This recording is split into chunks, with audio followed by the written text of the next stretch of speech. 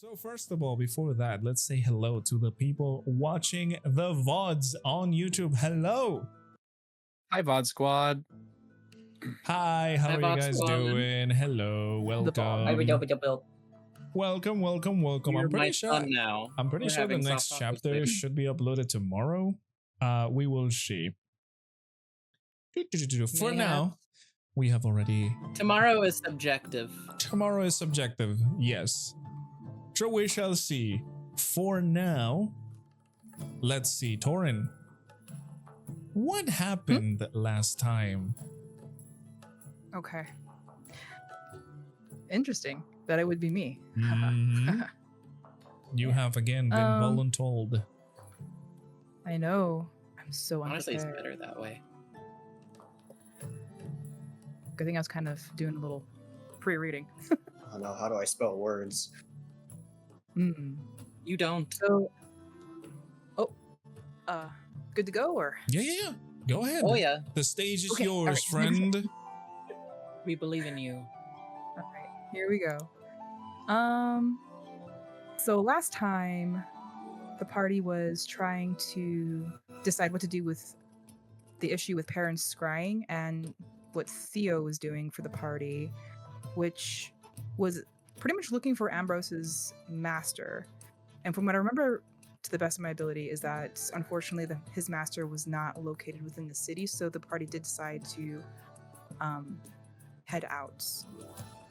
To do so, they were kind of being a little sneaky about it, trying not to be, cause too much commotion to leave.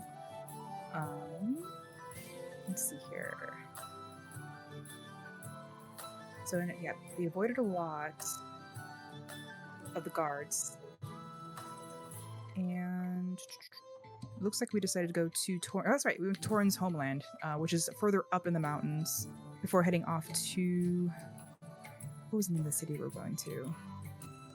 You can do it. It's 2 words. Port Strail, right? Mm-hmm. Yup. Yeah. Okay. I was like, wait a minute.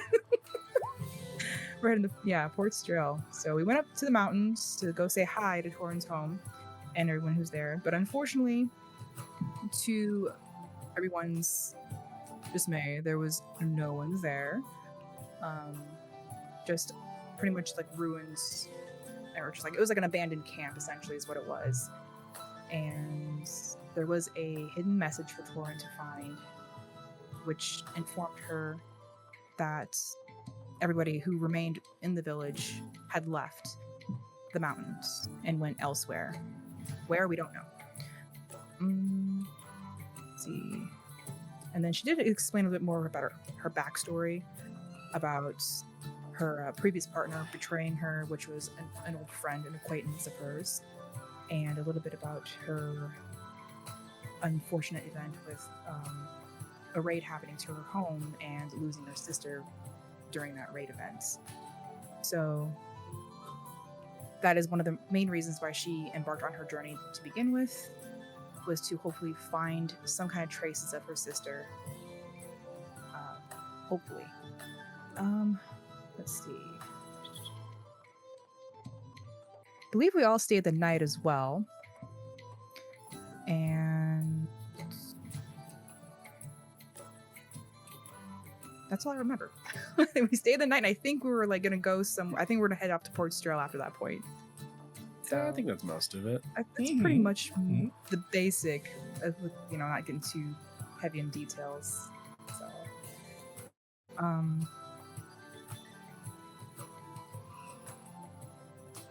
yeah, that's all I remember. As far as I can see here. That's pretty good. No, you're pretty good. That's pretty much what happened last time. So that is awesome. Yes, you in fact did. You guys stayed on the lovely grove, secret grove, I would say, that Court's village was protecting. Hang on a second. I'm just sending a text right now. Sorry about that. All right. So yeah, you stayed on the secret grove that Taurin's village was protecting, because thankfully, Taurin was able to open up the doorway to this grove with her knowing the specifics about this protection spell. Other than that, you just spend the night peacefully and tranquil in this place. It's a place pretty much locked away from any danger. And you guys had a very nice meal because, as a matter of fact, there were still some plants that lived inside of this grove. Most of the things were taken, but some things that, that didn't make sense to take were left. So you guys filled your belly with a very nice meal and had a good rest. And make sure you guys put the effects of a long rest on your characters. I don't know if you have, I don't know if you haven't. But if you didn't, now's the time. Because you awaken well rested.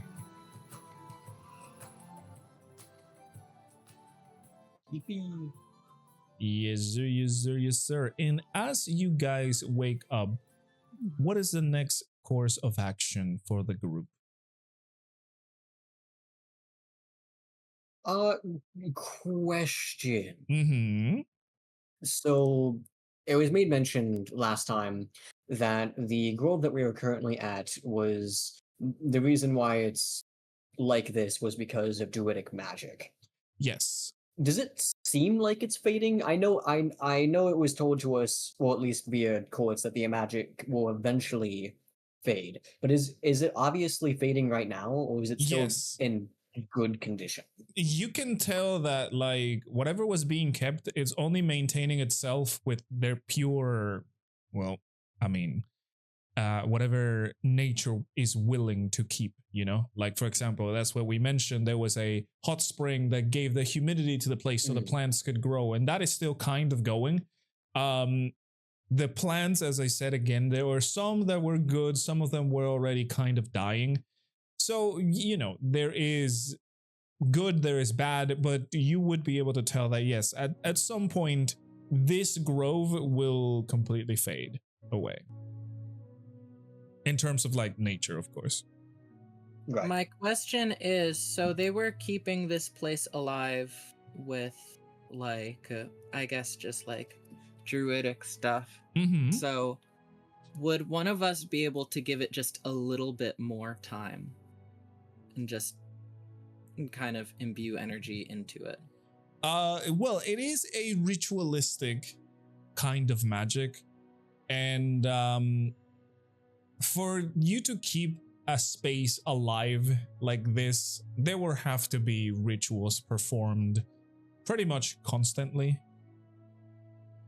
I would say that, yeah, sure. I mean, if you can perform a ritual of some kind, then definitely it will extend the lifetime of this place longer. I feel like if any of us would be able to do that, it'd most likely be Taurin. So I guess if you wanted to, Taurin, obviously, well, I guess I'm talking more to the player. If you wanted to, even though, like, Taurin's people have moved on, it might just be like a memento thing that Taurin would enjoy. Mm-hmm. Not that it would keep it alive forever, but it would just give it a little bit more time. A little more time to kind of just, like, yeah, to kind of survive. Exactly. I will say, Taurin, if you want to do that, I mean, it's basically druidcraft. You're making nature bloom things happen. You could take the time to just, like, empower your druidcraft to keep this grove alive for longer, if that's what you desire.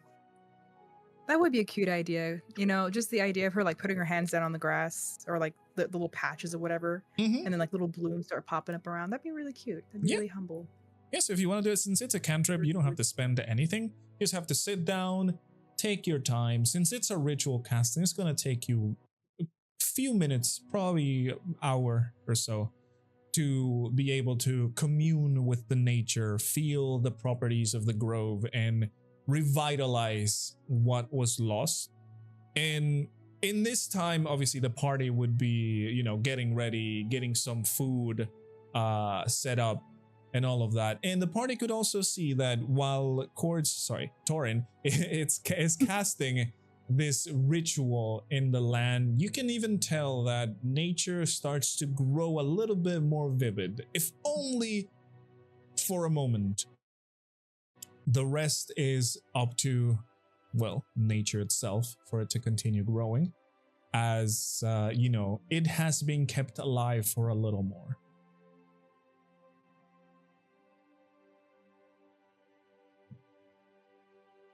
So the time passes, you guys have your meal, Court, you finish casting your ritual. You feel happy about what you just did. It feels like you are trying to keep tradition and your own home alive, even though your home has moved on. But something of it still remains in here, and you are trying to keep it that way.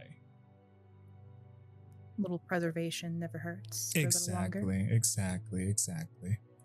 So yeah, you guys are able to be there. And what is the next thing that you're going to do?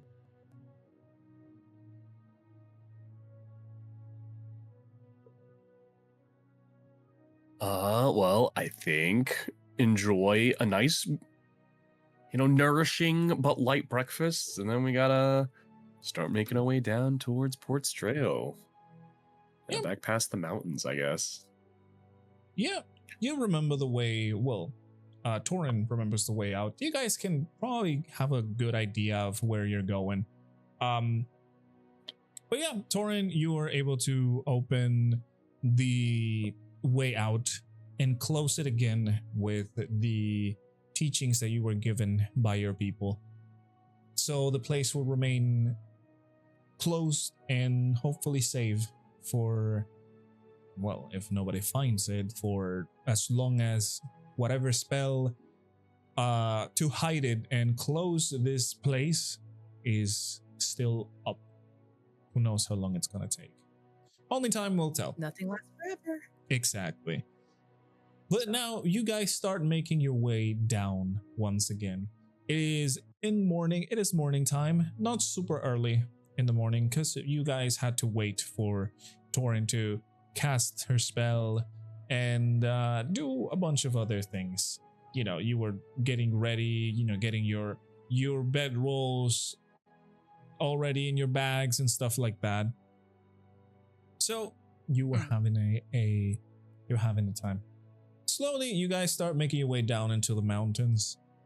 You were able to reach pretty much the outskirts of Galvathir again at nighttime. I don't know if you guys would want to push it past Galvathir after nighttime, or if you guys want to camp in the mountains. I will say... Probably... Mm-hmm. Sorry, go ahead. I didn't mean to interrupt you. Oh, no, it's all good. I will say, if you decide to move past at night, it will give you exhaustion to you guys. Because you are traveling. That sounds like a not time. great idea. Traveling No, through the yeah. mountains at night. I was just going to say, we probably shouldn't push ourselves, especially with the fact that we'd have to push back past the city. We can't really just stop next to it. Correct, A little snow hut somewhere.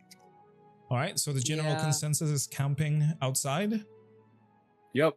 Let's find a nice cave. Make an igloo.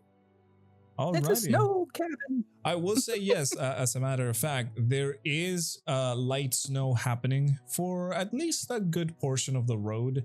As you start getting down onto the lower elevation sides, the snow kind of stops. It is still very cold. So don't forget, whoever has their cold clothing, Thorn would try to capture the little snowflakes with her mouth, like, nah. The ones that were falling anyways. Yes. Rexmoa is very miserable.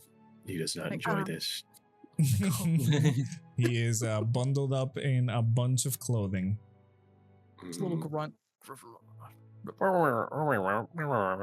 Yeah, so as nighttime approaches, you guys will settle down onto somewhere else. Let's see. Yeah, that's a pretty good image. You guys will settle down and will set up camp. Make sure to take down another one of your rations. As you do that. she's still cold but surviving. That is good to know. Everyone's cold. So, are you guys taking guard tonight, or how are you planning on, passing the night without any issues? Guard situation is good again. I will say, How close are we to the city? Yes, I was about to say that you guys are close enough to the city where you can start seeing guard towers nearby. So I will say it is not an entirely like dangerous or hostile place. So I think we could chill a bit, or at least like, I don't know, maybe like a couple of people like guard, and just not have like an entire, I guess, like someone always observing. yeah, I mean, if you guys want to do it, I mean, as I said, this is not an entirely like hostile place. It is closer to the town.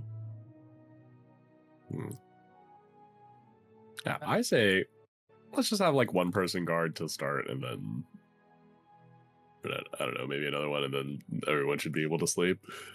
Once more. Mm-hmm. The night In the guard. dead of the night. Yeah, okay. So who is going to take the guards then? I mean, I can go for a change. I'll go first. Let's go. Okay. Let's do this. All right, and if you let's You're have another contemplating. person. Let's have another person go with after courts to just give you guys like a half guard kind of deal. Oh, Mhm. Who okay. wants to be Ooh. after courts? So- Actually, I feel like if anything, Rexmoa would want to do it first, since maybe it'd probably be a little bit warmer than deeper into the night. yeah, I mean, Unless yeah, it someone could else would be. want to. Could be. Or I you mean, could just sleep the whole time. You can take first. That's fine. That's good. mhm. Jordan, mind either way. Me or That's it. Dishonor could take it if you wanted to just sleep away the cold. So many nice Well, young But could you whippersnappers. I guess Kipper so- can take second, and then Taurin can take first. These young people. Okay, are so yeah. nice. So Kipper, I want you to give me a perception check, please. Okay. Oh, I was going second. Oh, you're going second. Sorry, I thought you said first. Then Taurin, give me a perception check, please. Let's go. All right. Let's see what we got here. Roll the dice. Treat me nice. Oh, okay. Oh, First Sadness. roll for the not for the campaign. sound First roll for the session, and it's a nat one. All right. Let me do a little rolling I here. don't know. The fact that it's still a 9 is pretty impressive. The fact that it's still a 9, even if it's a nat 1. All right. Let me see a how little bad could it something. be, Let me right? see a little something. in the mountains. Nothing bad's gonna happen up here, right? No snow Nothing- ogres. Nothing Good. bad ever happens in the Alrighty. mountains. Ever. Yeah. Taurin, how would you describe the guard that you are doing right now? Like, how are you trying to keep an eye out for people? Like, for any dangers in the night? Well, she would most likely have a torch with her, to kind of light up the way a little bit. Hopefully, like ward off anything that could possibly be like any kind of monsters. I do have a torch, so I do have it in my inventory. I can use that.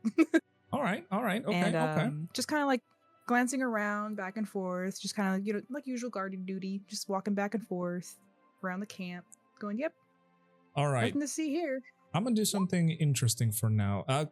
Taurin, would you mind rolling me a D100? I have a very fun table here. Excuse me, a 100?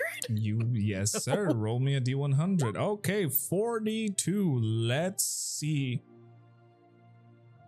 Okay, interesting. That is What'd I get? very interesting. Lucky for you, this does not apply too much for this night because you've already long rested from the day before.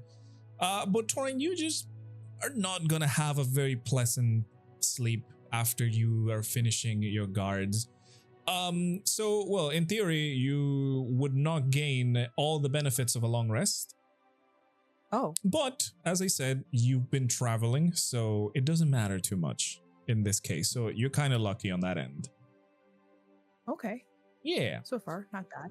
And you spend some time guarding until you feel like, okay, it's time to wake up the next person. Kipper, now you wake up, you're being woken up by Taurin. Roll me a perception check, please. Okay. I perceive the herbs on the ground. Begin to pick them. No, I'm not going to do that again. Oh boy, that almost Usual, went badly for you last time. Well, not for you. Yeah. Just a tiny bit. Yeah, it went badly for someone else. Yes. Normal. Oh, damn. Okay. Oh, Jesus. I perceive all. I Yeah. rolled a nat 19. Yeah. That's just a slight bit Last of a difference. time, Kipper, you were a little embarrassed of your, not obsession, but your fascination with herbs got you distracted in the last guard.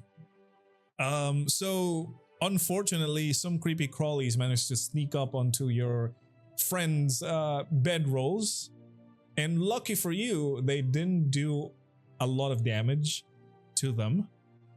But you are not going to let that happen this time. This time you are awake, you are looking out for any single kind of danger around, and you are vigilant. You are pacing around, looking into every corner, every crevice, every single thing, listening with your bunny ears, and your guard goes without any issues. So, since we're only doing kind of half guard, we can fast forward until the morning again. Well, it doesn't matter. You guys already rested, so it's all good. You guys wake up. Schlafen, meine Liebens. Exactly. You guys wake up feeling rested once again and ready to But me. continue your journey. Just yawning. Yeah, yawning. It was a good rest. Not so much for you, Quartz. Oh, Taurin, sorry. I have the names because of Night Rain. Bags under my Yeah. eyes. And Storm's like, "Hey, Not what's so up?" much for you. Maybe you were sleeping on top of a rock or something. It is it was not comfortable. So normally you would have had a worse rest, but you were feeling all right. So it's only annoying for you. Sorry. Need some coffee. Good. Exactly. You Order up. you guys take your time to get settled, get your food. Which, by the way, I haven't asked you guys this, but who is cooking? I believe it's generally suspected to be Kipper most of the time. The secret chef of the party. Okay. Secret chef. Kipper, for curiosity, what are you cooking for them for this breakfast? I mean, what do we have? Let's see. What do you guys have? That is a good question. I have a flask of oil. That could be regular useful. oil? Probably not. We've already headcanon that Ambrose has the most basic of rations on his person. It's just like bread and dried meat, like nothing else. Dang nabbit. I I have might have vials potatoes. of slime acid, Yeah. hag's nails. I- I breath think tea. I think all the I will say, if the you nice stuff we guys- used last session. Well, no, I will say, if you guys bought rations from the dwarves at Galvathier, you would have a selection of like cured meats and different types of other travel, I guess, foods. Y'all like I bacon? did, in fact, buy Fucking extra love rations bacon. Yeah, so there you go. because Oh, the mainly mushroom. because of the whole we ate them last session. Yeah, the shrooms mainly were gone because of last the session. whole like. Since I was worried about how many rations we might need when going into the mines, I bought extra for us Mhm. and the miners. So I have like, I think like 6 rations still left over. Oh, there you go. Well, if we have dried meats, it's not going to be luxurious because I would have had to slow cook them to imbue any sort of juiciness to them. But I do still have some silken salt herb, just my mean, good- vial. So I can probably, what I can do is Will just be my lunch. take a little hemp bag, put the dried meats in the hemp bag, and then pour some of the salt herb, and I'm just gonna shake it up and down. Just really get it burst cooking. Shake it. Shake it up like a Also- Polaroid picture. Also, Hey, well, good berries do not count as rations. If you eat a good berry, you will be full as if you have eaten a meal. Exactly. That So, is magical berries. so technically, berries. she can Holy eat good inside her berries. jar. You get all your vitamins in one bite. Nom. I wish we had good berries in real life. I Right? know. Yeah. But yeah, we are I guess for breakfast we are having seasoned jerky. I'm assuming it's thicker than regular jerky, so it'd be kind of It's like actually fattier. it's fattier, so I could have roasted it just a little bit. Yeah. It's a little chunky. Okay, well, I guess we're doing that now. I'm pull out the pan and someone else start the fire. I'm lazy. Hey, you have. If I'm You cooking, I have a don't want to druid. start the You fire. can easily light a fire with that. A Well, druid I'd say can it just might like be- snap her fingers and the fire is up. It might be a bit difficult for me to use a flint and steel, and I'm like covered in 4 layers. Yeah. Do I count as flint and I like like steel? to dangerous. imagine you tried. And You tried. probably. Imagine. You're probably like, would. I must be helpful.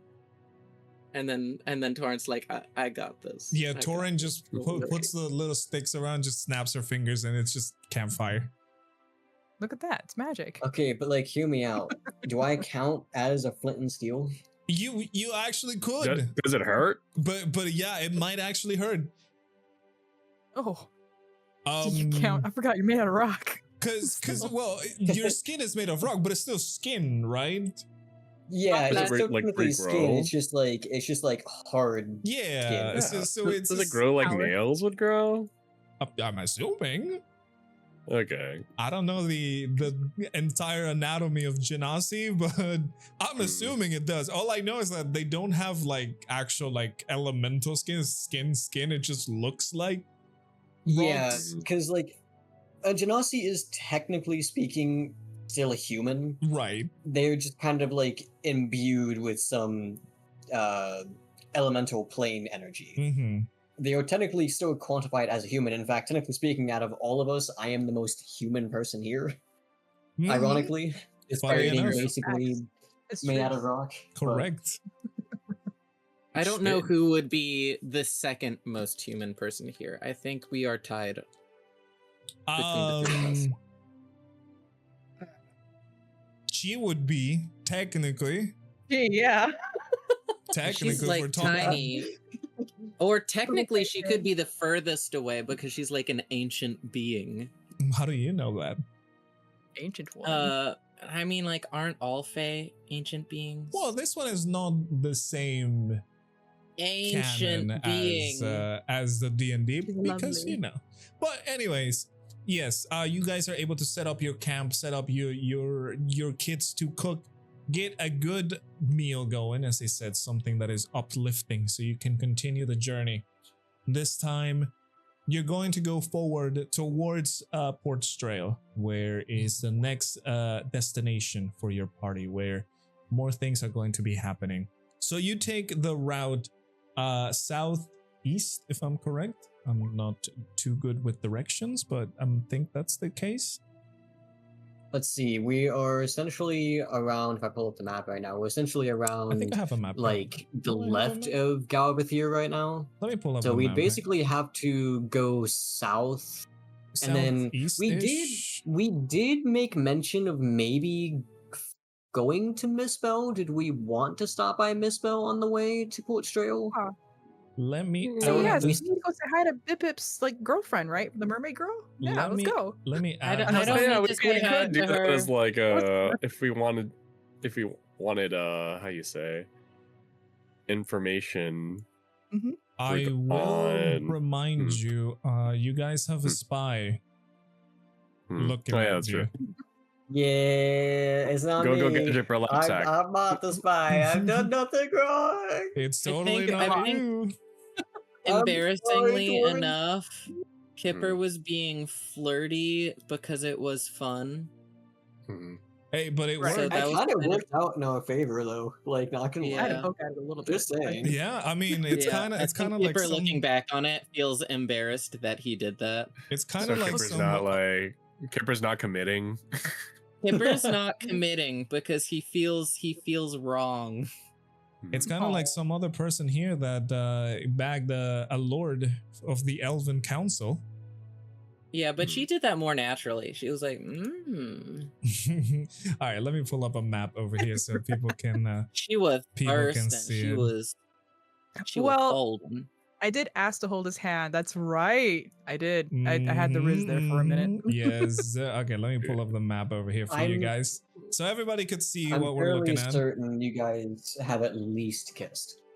No, oh, I'm trust fairly me, certain. trust Let's me. say I'm that. A fairly lot I of mean, things happen.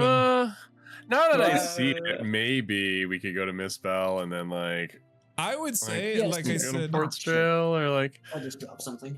We're good though. is there the path that you Hmm. use Because to we go have, to. Let me do a little uh, drawing here so you guys can we- have a okay, good idea. I'll let you explain first and then Yeah. So the path Yeah, that you my guys thoughts. use to get to this spot, I'm gonna use a very vibrant color for this. The path that you use from Galranthier was pretty much through the mountains over here. So you guys are somewhere in this location. I hope everybody can see it properly. Yes. Yeah. I will say there are paths to go all of the directions, of course. But it is up to you to decide if you guys want to go to Misspell or if you guys want to go to Port Trail. You do have a pending mission and a mole in your ranks. It's not willing. I'm Yeah, we sorry. shouldn't go to Galranthier. I think Uh, we should just push on to Port Trail. could we take like a ferry? Is there like some kind of public Yes. transportation system Can that we could take us please?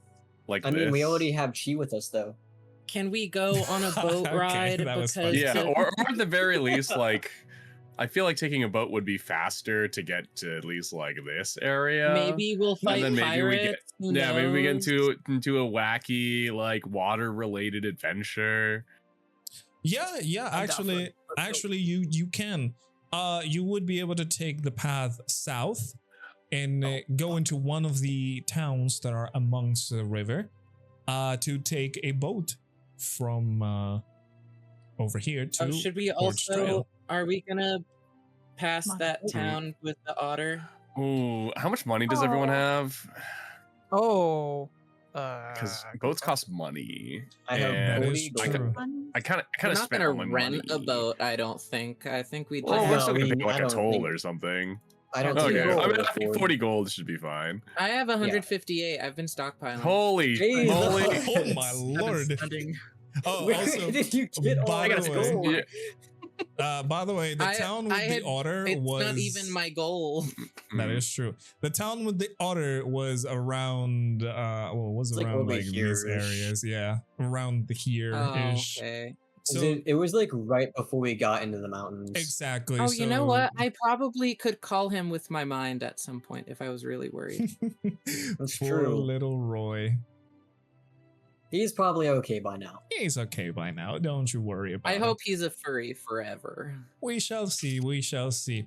But yes, of course. So you guys are going to take the path south to reach into the rivers and then take a boat towards Trail, correct? Yes. Alrighty. Yeah. Awesome, awesome, awesome. So you start moving. Let me put you guys into another background over here. You start moving further down into the mountains, getting towards the large plains of the area of Misspell. Again, as you guys are continuing down, the cold is not that much. It is still winter. There's still snow sometimes, but it's not that frigid air that would freeze you off.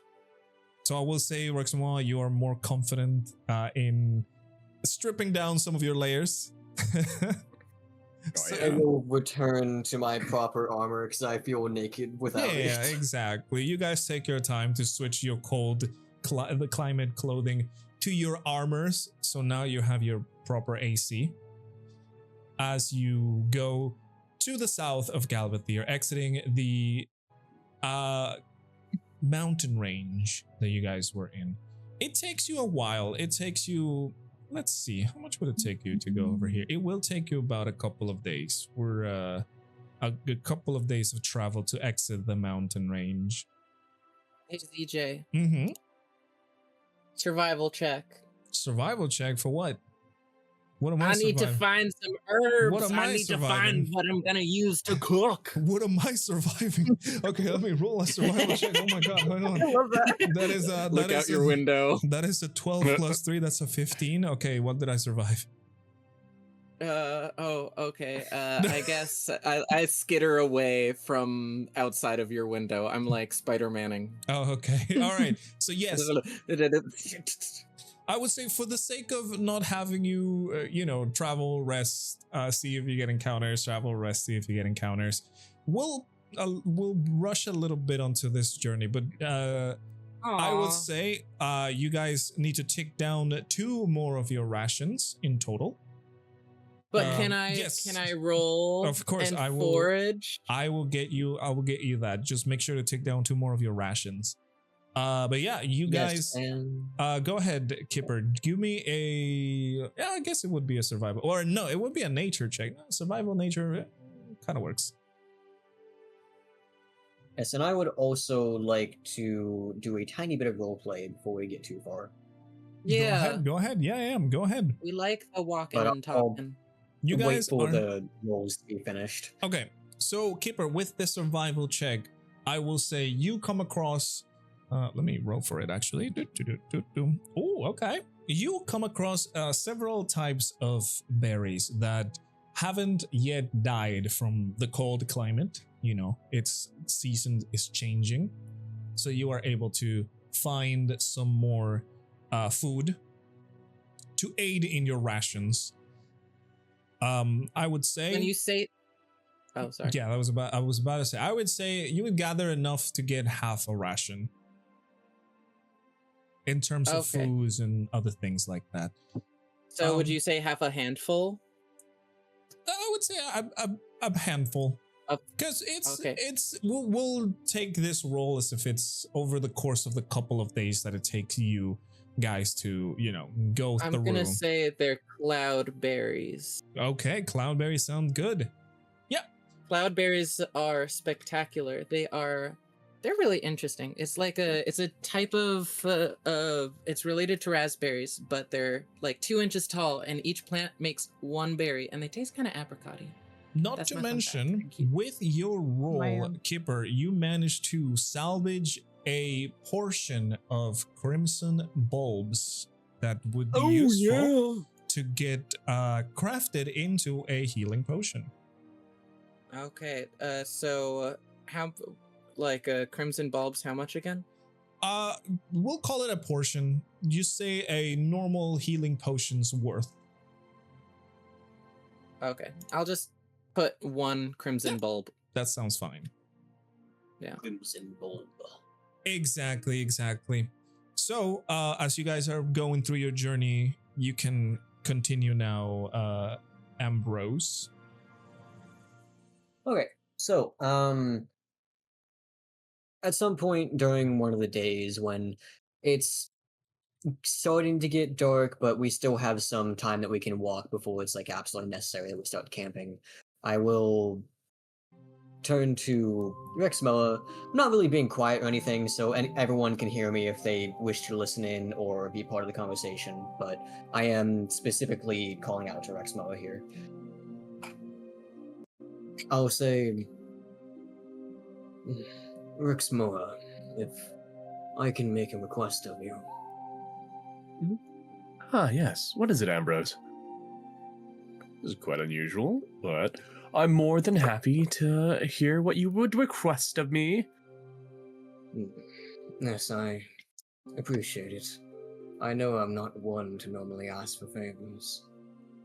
But I find myself lacking in something recently. I noticed Eyebrow it raised.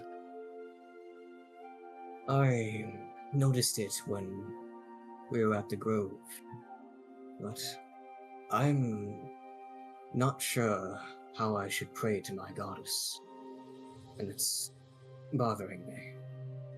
I learned some things when I was young. I believe I told you that the orphanage I grew up in was a monastery, but I'm not sure that Vithius would enjoy the things I learned there.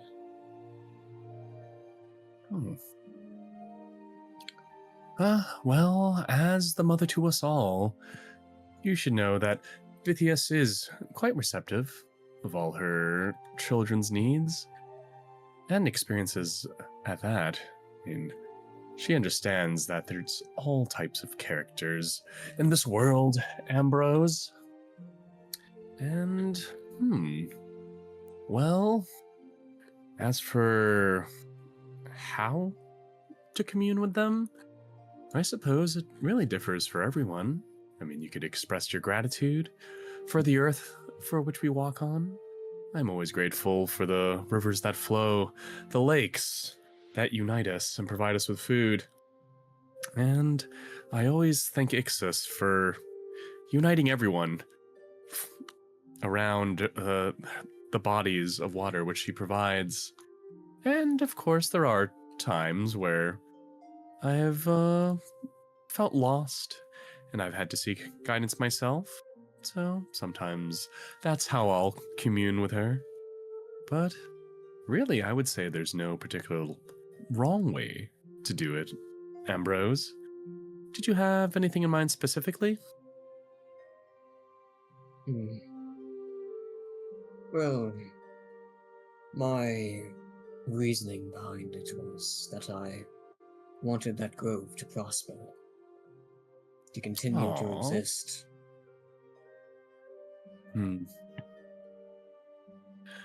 Well,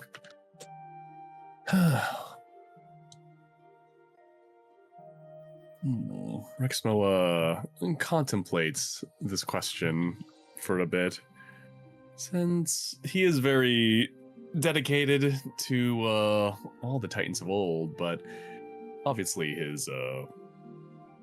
his upbringing was always with Ixis, but he's still pretty aware of the domains of the other gods. I mean, Titans. Well, Ambrose, I think that is the perfect thing to commune with Vithius for, actually. So that Ambrose's people, not Ambrose, Taurin's people, have a home to come back to. I think that's quite a noble thought, actually. Are you having trouble with the wording, perhaps? I mean, you seem to have the wish within yourself, at the very least. I suppose I'm just a bit confused. When I was young, what I was taught was...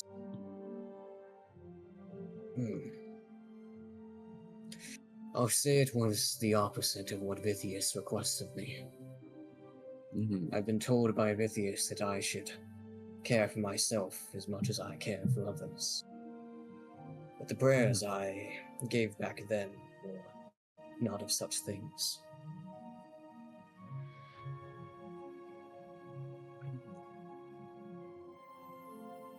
Yes, compassion for yourself. Well, in a way, I suppose this is compassion for yourself, is it not? I mean, you have the wish for that magical garden that we visited to prosper. That might not be about you, but it's within your own personage and will and desire that you wish to see it grow. I always find that I commune with Ixis the strongest when I'm near a body of water, perhaps...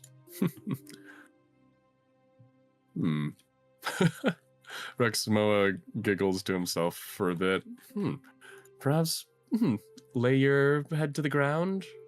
I mean, I, for one, like to immerse myself in the waters, but I don't know exactly how you feel about covering yourself in dirt.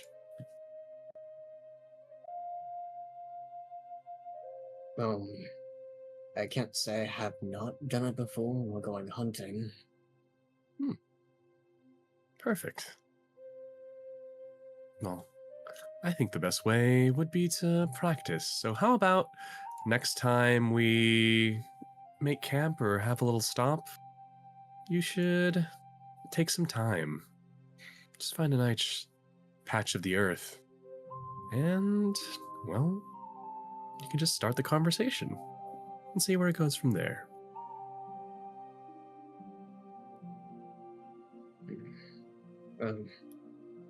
Thank you for your aid. Anytime, lad, anytime. I know that I tend to be rather awkward with things like this. So, having this conversation, I believe it helps a lot.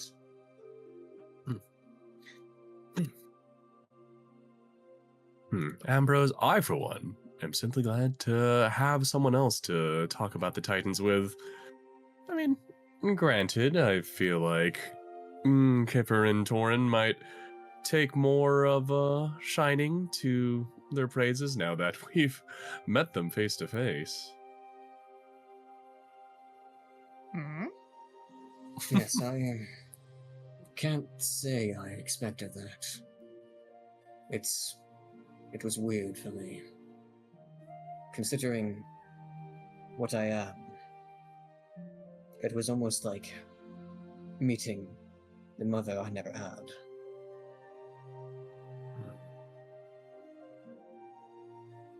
The mother to us all. Did it bring you any comfort, Ambrose?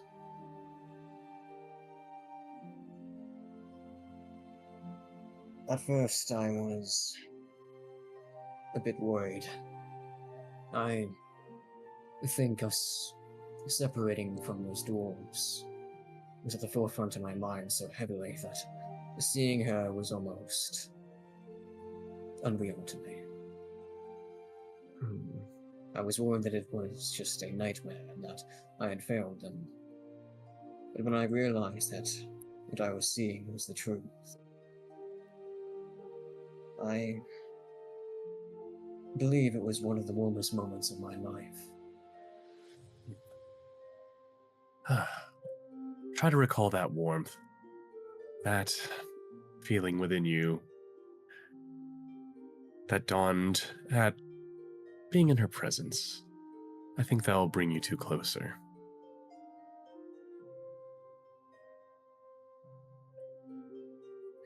Hey. Oh. I heard a bit for half a second. I On a did rock. hear a bit, so I don't know. You like look behind you, Kipper like just face planted into the ground. It wasn't what I meant to do, but it is canonical. It did just happen. Oh, well, Pay no perhaps mind. Kipper is trying to commune with Vithius as well. Kipper, are you okay? Boy. I heard that.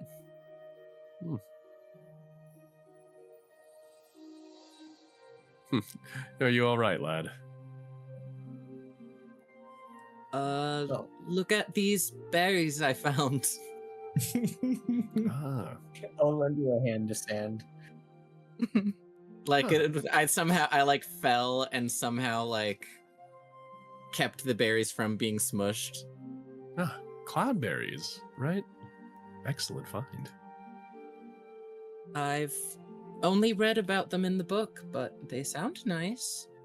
I'm trying to think of what we could do with them later. If you guys have ideas, I'm totally for them. Would you mind if I have one? Well, I guess pure snacking's also pretty good. And then I just plug a cloudberry from Kipper's furry hands, and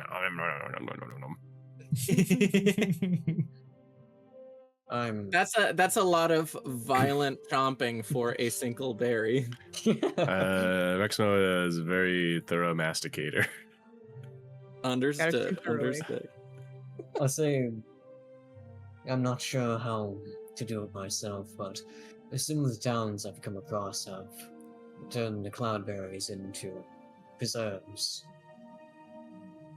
We could do preserves, but something I feel like I haven't had in a while, which I wouldn't mind, is if we find flour and we stretch it out, we could probably make pancakes, maybe? I don't know. Pancakes and berries are just generally a good combo. Ah, that sounds like quite the rejuvenating meal, Kipper. Ah, yes. Well, if we can maybe buy a sack of flour for 3 copper, we could see about getting it at the next trading outpost, perhaps. Oh yeah, I guess there is gonna be another trading outpost before Port Strail. I was honestly thinking about either buying a disguise potion or learning a disguise spell or something like that. I don't know. Because I can't sell items in Port Strail without them, like, selling it to me for dirt cheap, I have a feeling. Well, why is that? Because I look like this. Well, I mean, I'm sure they don't discriminate based on height over there, Kipper. I mean, I heard those humans can be quite tall, but don't let them intimidate you. Have you ever traveled through Port Strail before, Rexmoa? Oh, no, I can't say I have. I mean, last time I recall anyone talking about Port's Trail, it was some kind of fishing village. How old are you? I'm quite up there, but I'll have you know that I'm pretty spry by I didn't mean that to Marrow sound standards. so rude. Sorry, I'm just actually curious. I feel like it's been pretty built up for a while now. I think I know the surroundings quite well, and I have never heard of your birthplace.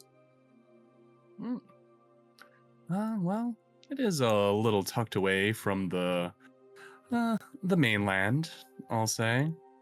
Is It's it mostly on, a like, place for scholars. Is it like on the western archipelago, or is it to the east? I really don't know anything about the east, to be honest. Far to the east. Even further than Port Strail, even. Oh my god, are we in an isekai? Sorry. Lizard Dad Isekai. I mean, he kind of is one, if we're being honest. Yeah. He kind of fits the trope, at least. I would watch that show. I've already watched Slime Teen say I'd watch Lizard Dad. Yeah.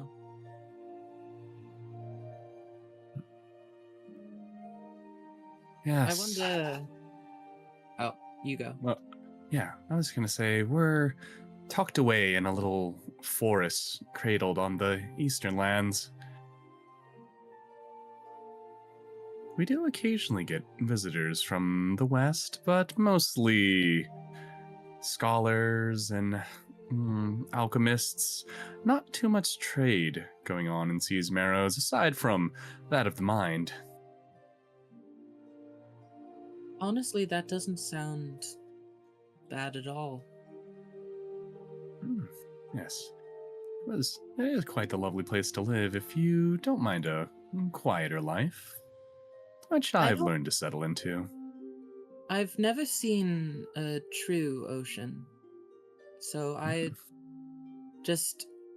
endless water. I mean, of course, the lake beneath Mistbell it's pretty vast.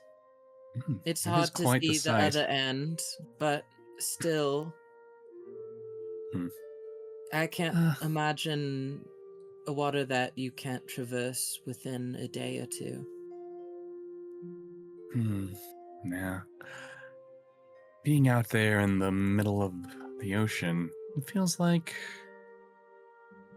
being embraced by Ixis herself. Would that make like sharks, Ixis's like puppies or something? Well, I never thought about it that way, but perhaps that is within her domain. Not quite sure if she considers them to be her pets. Would And Rexmoa technically starts thinking about everything- this. Would that like mean a kraken would kind of be like I'm assuming that she's mother of everything in the ocean. Yes, indeed. Her Oh, and Vithius had different ideas when it comes to what they wanted to bring into the world. But, I mean, Well, I Is it- think they compared notes a little bit because Vithius made snakes and Ixis made eels. They're both sleepy. mm, mm, Kipper's like going down a weird rabbit hole in his brain. Oh, poor Kipper. you do know Ixis herself is an eel. Okay, so Vithius was comparing Ixis's notes. I'd like to imagine they were fond of each other. Probably were. In a sense. I mean, I don't even know where I'm going with this, honestly. My brain. I'm just thinking. I'm just spitballing here. We don't have to go anywhere with these types of musings, Kipper. I mean, that's what's great about the journey of the mind, is there is no destination in particular. We can simply wander.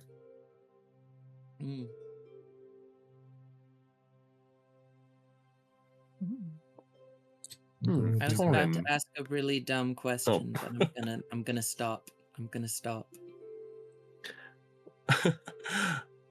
Taurin, your people, they're not particularly attached to the Titans, correct? Not particularly, no.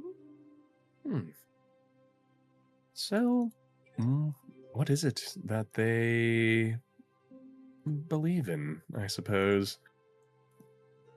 Just Nature. Nature? In itself, there are no ties to gods. I mean, it's just a figure, you know? So, what you see,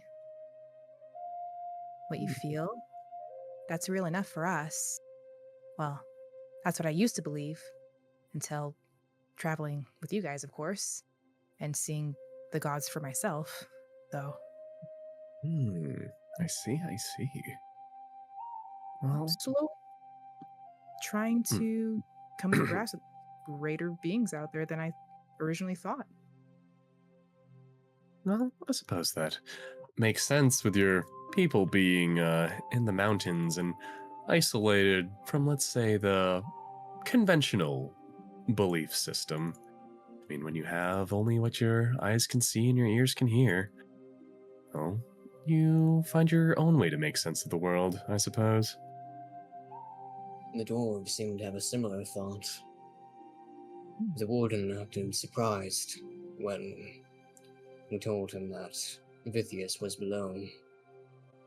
They seem to have thought that Vithius, being the mountain itself, was just a legend. That's pretty much. It's just stories you tell kids, you know? Do you perhaps think So, I don't know if this is unrelated, but before Crenia created everything, and of course all the Titans split from Crenia, Crenia was just out in the void. But there had to have been other things. Do you think, just in the vastness of the void, are there potentially other things out there waiting? Things in comparable power? Not that it matters, of course. Huh. We'll make an acolyte of you yet, Kipper. Excellent question. There are various schools of thought when it comes to that. I mean, does Crenia itself have a creator? Or are there other powerful beings like them who perhaps created their own worlds, just like ours? All these questions and more. That is what we were looking into, researching, dedicating our lives to, really. Back in the day, just all kinds of insights and schools of thought for these types of questions. I really am rubbing off on you all.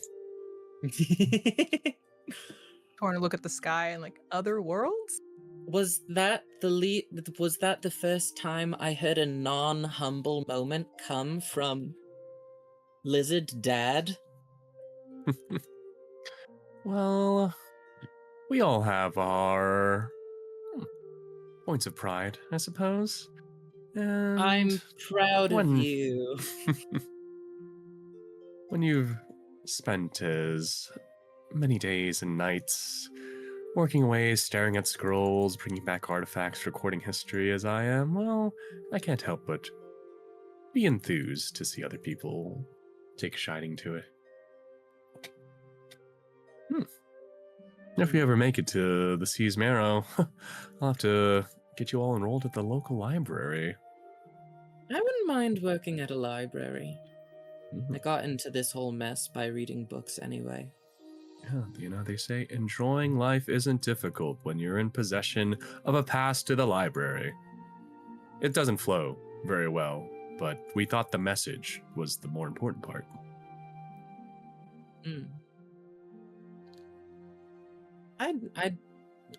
I think we all have learned a lot from you. I don't think I would have known really anything about nature or anything if it hadn't been for you just pointing at things and being like, oh, that's a misspell raven, or that's a root plant, a leaf thing. I don't think I would have known.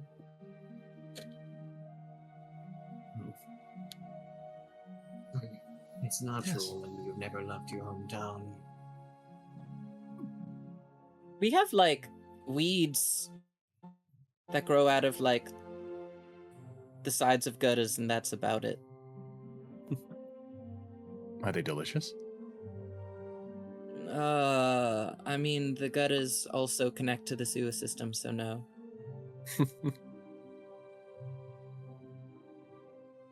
It tastes bad.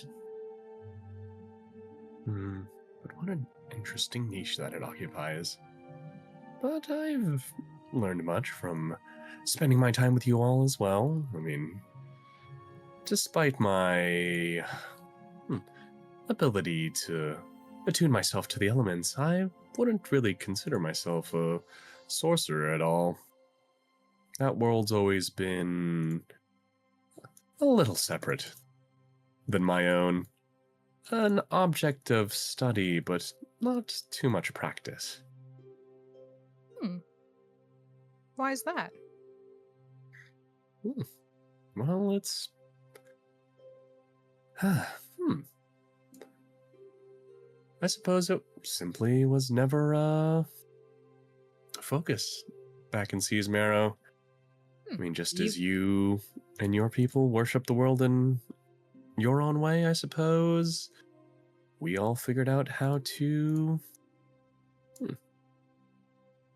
conjure our own types of magics.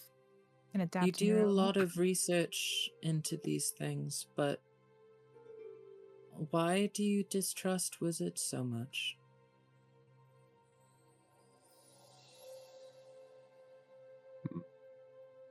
Rexmoa's brow furrows, and their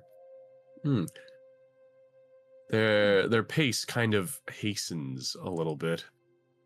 Well, there's a long history there.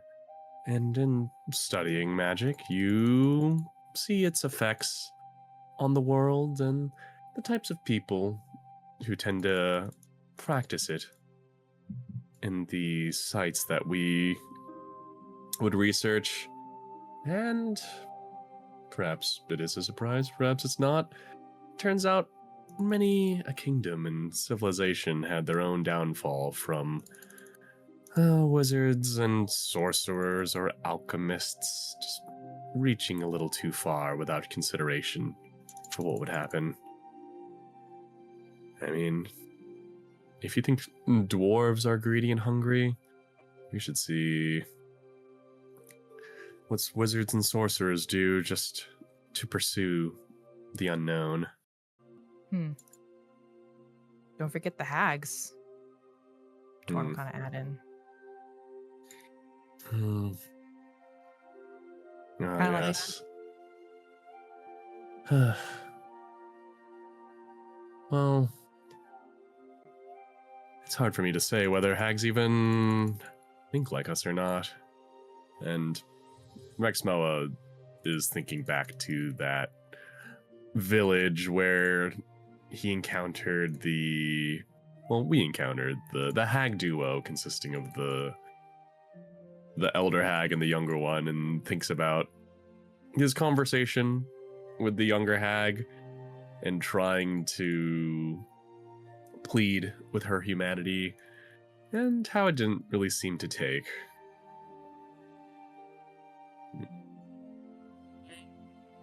No, who's to say how they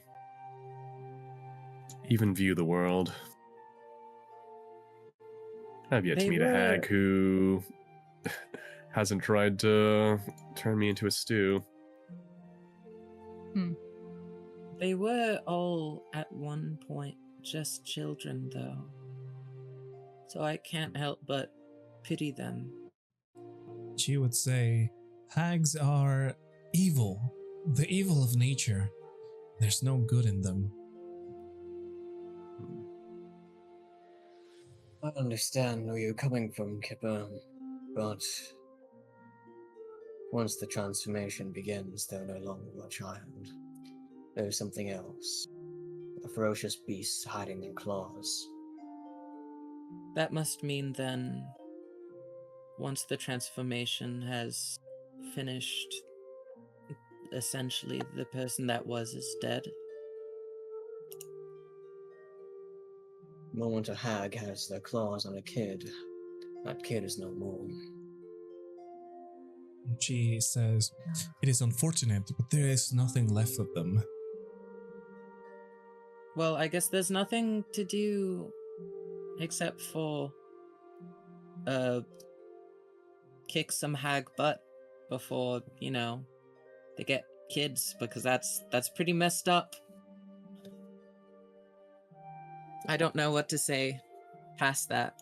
It's pretty dark.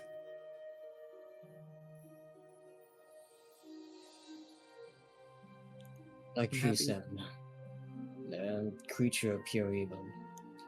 They're here to hurt us. That's all there is to it. Well, I'm at least happy if I have to witness all of these horrible creatures and monstrosities. I get to witness them with you.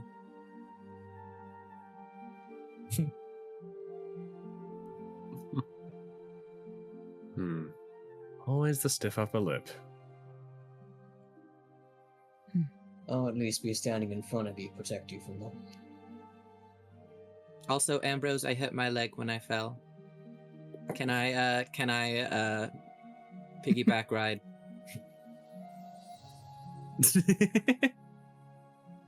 That is Kipper is small. He desires uppies. That is a interesting time to ask that question. And if your leg is injured, then I suppose there's nothing we can do. And It's I will not like lean down. I thought you meant like we had to put him down. Just immediately take the sword. oh, it's not like that bad, but walking for long periods of time. Well, hopefully sooner than later we'll be on a boat. And then you can walk on the deck and sit around and just admire the lake of Mistbell for hours on end. It's quite relaxing. I don't think I've ever actually been on a cruise through Mistbell Lake. I suppose that most of your life has been within Mistbell, correct? I guess, yeah. The interior is really where we were able to slum it out. The exterior that's actually on the lake is more for the rich folk, so honestly, we really only saw the outskirts during the festival or when we were maybe thieving a little bit.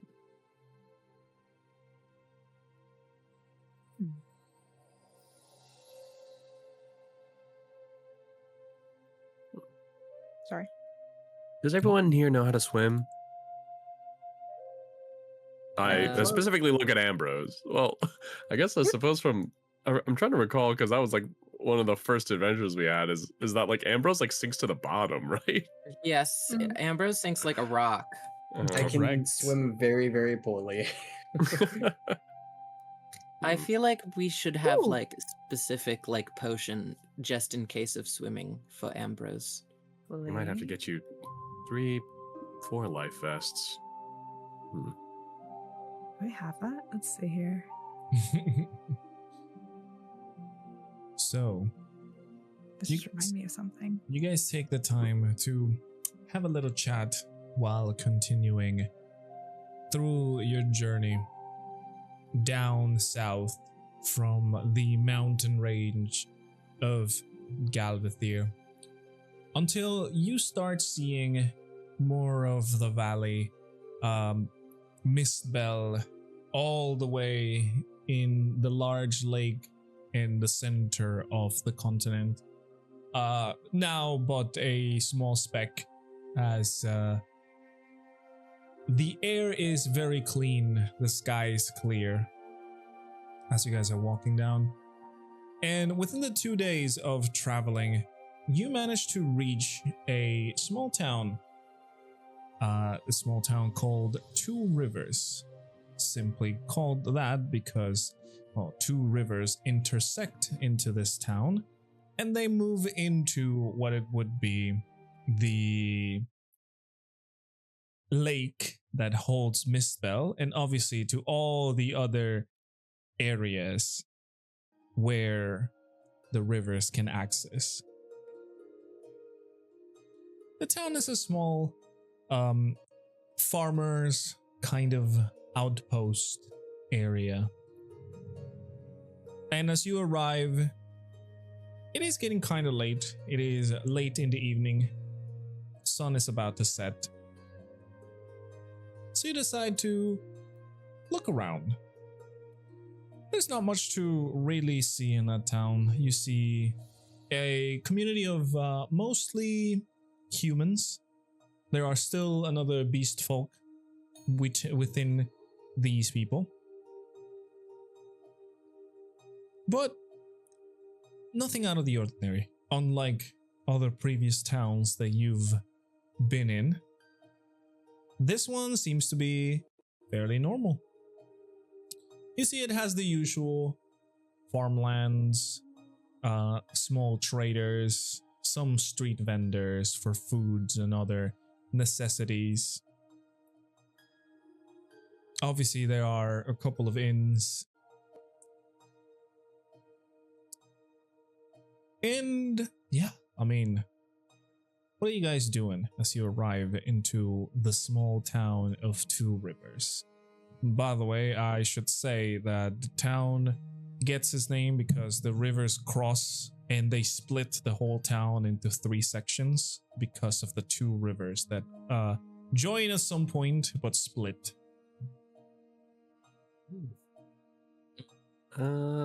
Is this the type of place that would have like a guard outpost at the edge of town, or is it just like traffic's just free flowing?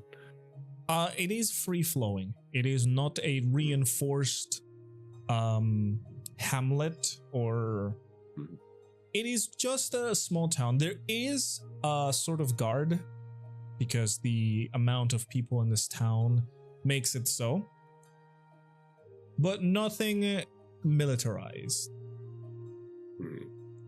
I will say trading outpost. Correct. As you can see, as I told you before, there is a general store, a couple of street vendors, an inn, blacksmith, all the basics in this town. Alchemist. And you could find some alchemy stuff in the general store. I'm looking to sell. Yeah, okay. I mean, if you guys are all looking, that's what I'm asking. What are you guys doing as you arrive at the town of Two Rivers? Well, I suppose the first thing that Rexmoa would be interested in is just finding out the information on the ferry or the boat or whatever method of transport would get us to Port's Trail. Yeah, you will look around, and as I told you before, the town is split into, well, by 2 rivers. So you walk around, you see there are some fishermen and a lot of boats parked around the sides of the river. There are bridges leading to the other parts of town, and there are some very nice stone walkways and some other stairways leading down to these boat areas. So it is safe to say that you can find boats here for transport very easily.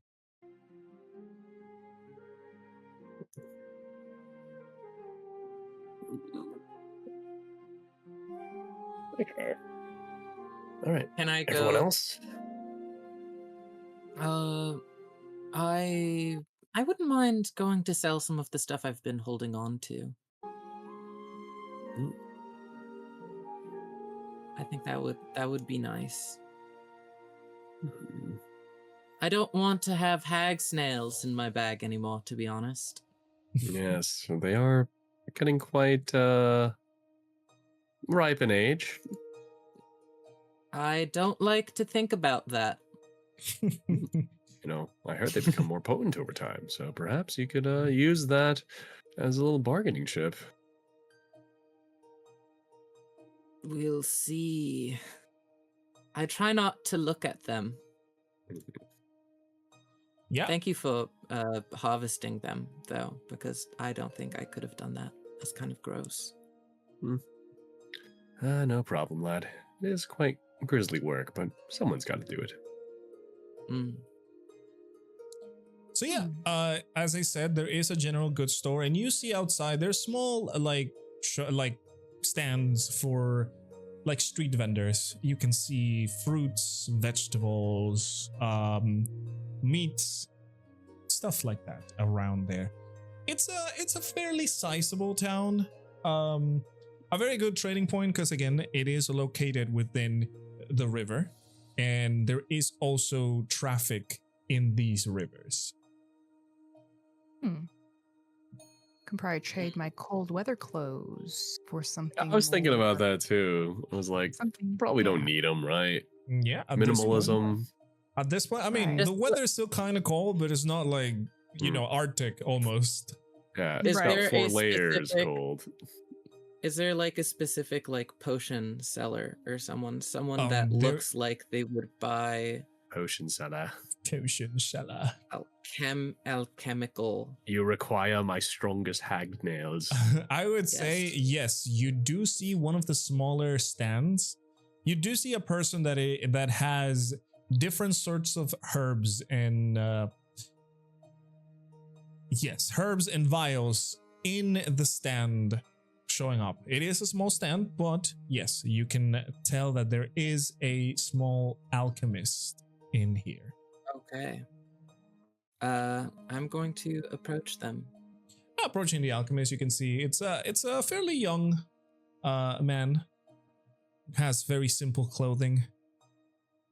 Nothing out of the ordinary. You can see he has a few vials in display on top of his stand. There are some dried herbs hanging from some of the supports and some other different materials. Of course, he does have an alchemist kit that he has had used because the potions seem relatively fairly recently brewed. That's the word that I'm looking for. The man will obviously greet you and ask what is your business? What do you want? Hello there. I just wanted to ask whether you bought alchemical ingredients. I'm just an adventurer. I came from the way of Galvathea, and I've kind of been stockpiling ingredients for a little bit now because they don't really have a proper alchemist that would buy ingredients. I don't think they believe in alchemy that much, now that I think about it. He goes, he understands. He feels sympathetic about you and understand how alchemy is not a science that is widely known for some people. Some other people think it's, not a good thing. But yes, he is definitely willing to buy whatever you're selling. Depends on the price. It is a small stand after all. Accent he have. What he look like. He is what color his He nose? is a middle-aged male. He's an elf, short hair. He is kind of heavy build. I'm sorry, I'm making this difficult on you, aren't I? No, hey, it's all good. As I said, he has simple clothing, nothing out of the ordinary. He has a very deep voice, but he also has a very nice tone to it. Like he always kind of sings songs when he speaks. Okay. Let's see. So I want to sell 7 boulette teeth. Okay. We'll just do it at I forgot we had ingredient those. at a time. Yeah. Let me roll something real quick. Imagine being an alchemist and someone just like pulls out an entire what looks almost like a set of teeth and just slaps it on your table. Yeah. I feel like they'd probably be used to it. I kind of want to see this guy's reactions to the weird stuff I pull out of my bag. At first, the man is a little confused because bullet teeth look almost like sharp stones. But once you start explaining what they are, I just tell him. Yeah, exactly. Once explaining what they are, he understands and he says, "Well, you know what? We can probably use some of this." And he offers to buy. How many did you have? Sorry. I have 7. 7 bullet teeth. He offers to buy all 7 for a total of 50 silver pieces. Ew. Can I haggle with him? What is the haggling price that you want? He wanted 50 silver pieces. Yes, he is buying those for 50 silver pieces. The 7 of them. I'm gonna argue that the bullet teeth in Mistbell, I could have easily sold them 1 gold each, but since I know I'm not in Mistbell, I'll do half and I'll sell them all for 4 gold. Okay. I want you to roll me either a persuasion or deception, whatever you think would fit more to what you're trying to do. And I will roll an insight, so you will see if he gives you not the discount, but the better price or not. Well, I feel like deception is deceiving and I'm trying to persuade more than anything because it's then roll haggling. me a I'm not trying to perception. lie to him. A perception. A persuasion. We're gonna see how this do. Oh Never my! mind. It didn't. What work. is up today? Kipper, you are very lucky because he rolled a 2 on insight. Whoa. You are Oh. very Holy lucky. moly! Oh, I didn't roll the right thing. No, you are. You did. You did. You did. You did. He just rolled even lower than you. Oh wow. So, Kipper, you stumble upon your words a little bit. You are a little bit nervous about trying to persuade for more money. But the man is also kind of like a little naive. He kind of believes it. So, indeed, But it's true. he will sell those 7 bullet teeth for 4 pieces of gold. Hey yo. So, make sure to remove the freaking teeth and add 4 pieces of gold to you. Okay. Let's see. Oh no, I have to do math. Yes. My head hit the wall. Psh. Okay. Now I pull out 11 hag's nails. Okay. Some of And- these Right, are we from also the have toes. those. And he looks at these a little bit surprised of what Yeah, you I got. explained that they are hag nails. And he's again. willing to give you 2 gold pieces per nail. Oh, 2 gold pieces per nail. That's Mhm. 22. Correct. Because I have 11 nails. Okay.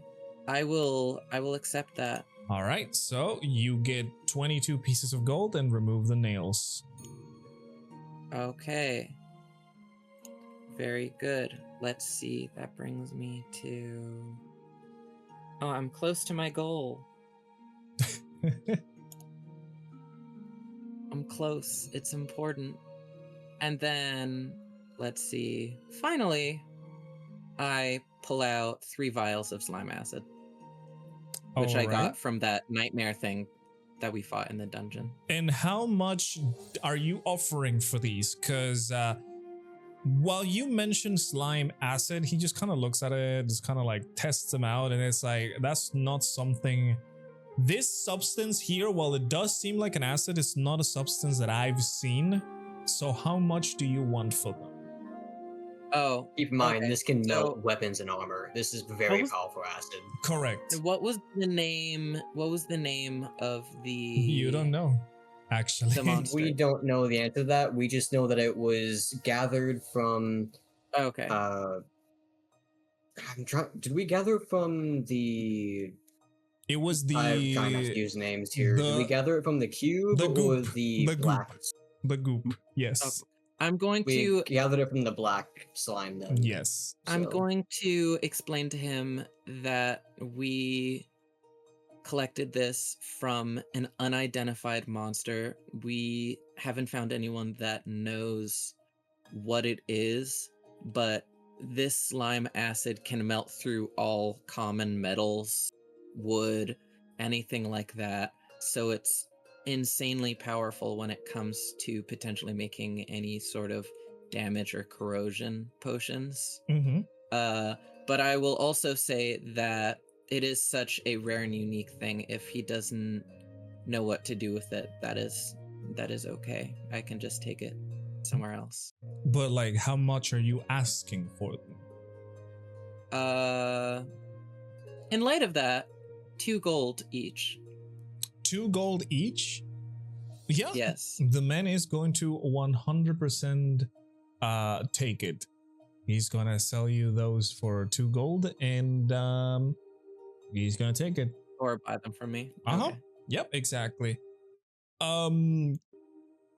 Kipper, I want you to give me an insight check, please, after finishing that transaction. Okay.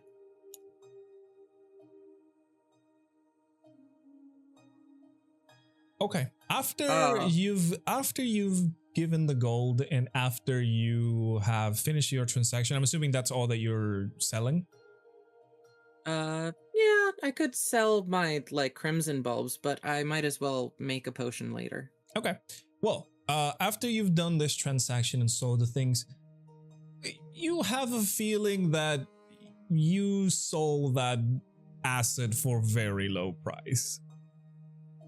Because he was very quick to take it. Hmm. I had a Quick side note, feeling. this reminds me of like the game Moonlighter, where you play as a merchant, and if you sell something for too low, the customer's really happy. So you learn to hate seeing your customers be happy. Yeah, that was It's kind too late. of the I already case. sold it to him. Yeah, that was I'm kind not of the gonna be case. like- As you like offered 2 gold pieces, he was like, "Yeah, you know what? Give me that," and like immediately.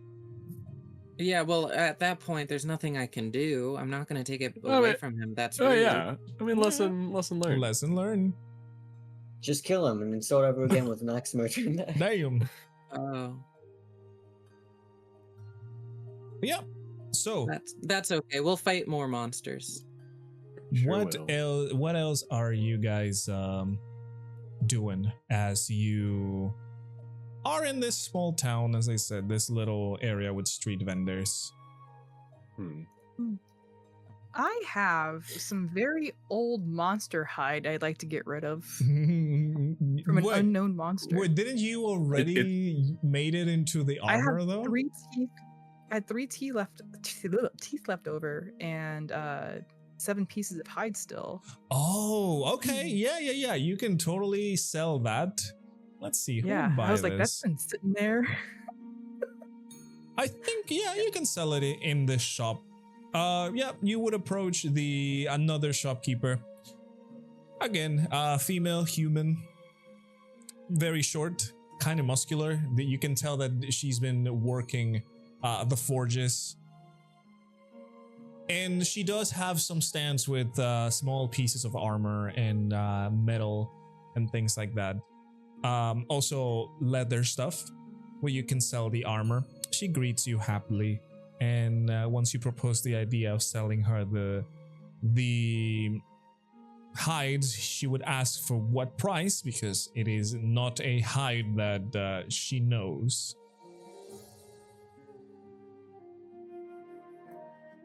Don't ask us, we don't know either. I mean, it was a tough monster. Yeah. It's only gotten tougher over time, especially that it's probably gotten like below freezing at a few points already. Frozen. Yeah. So how much are you asking for feet of hide? Me.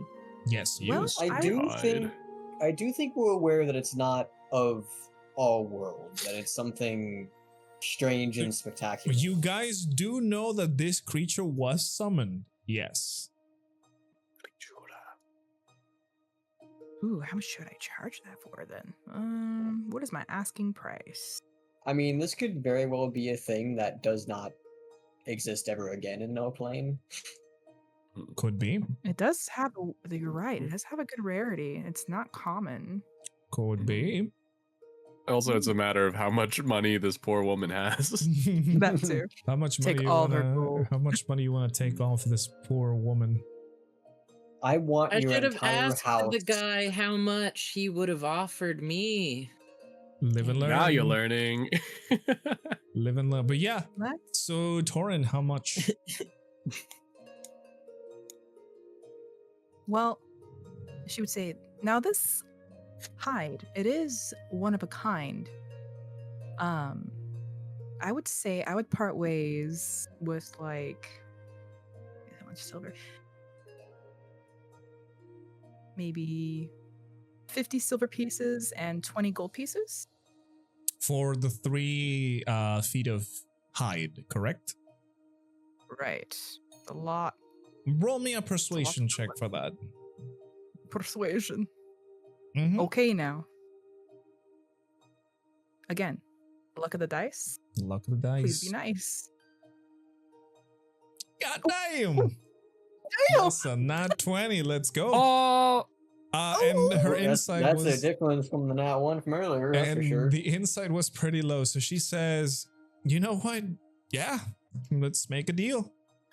And I like the cut of your jib and the cut of your hide. Exactly. And so you hand over the hide and you get, how much was it? 20 pieces of gold and 15 silver? 50 silver. 50 silver. Yeah. Okay.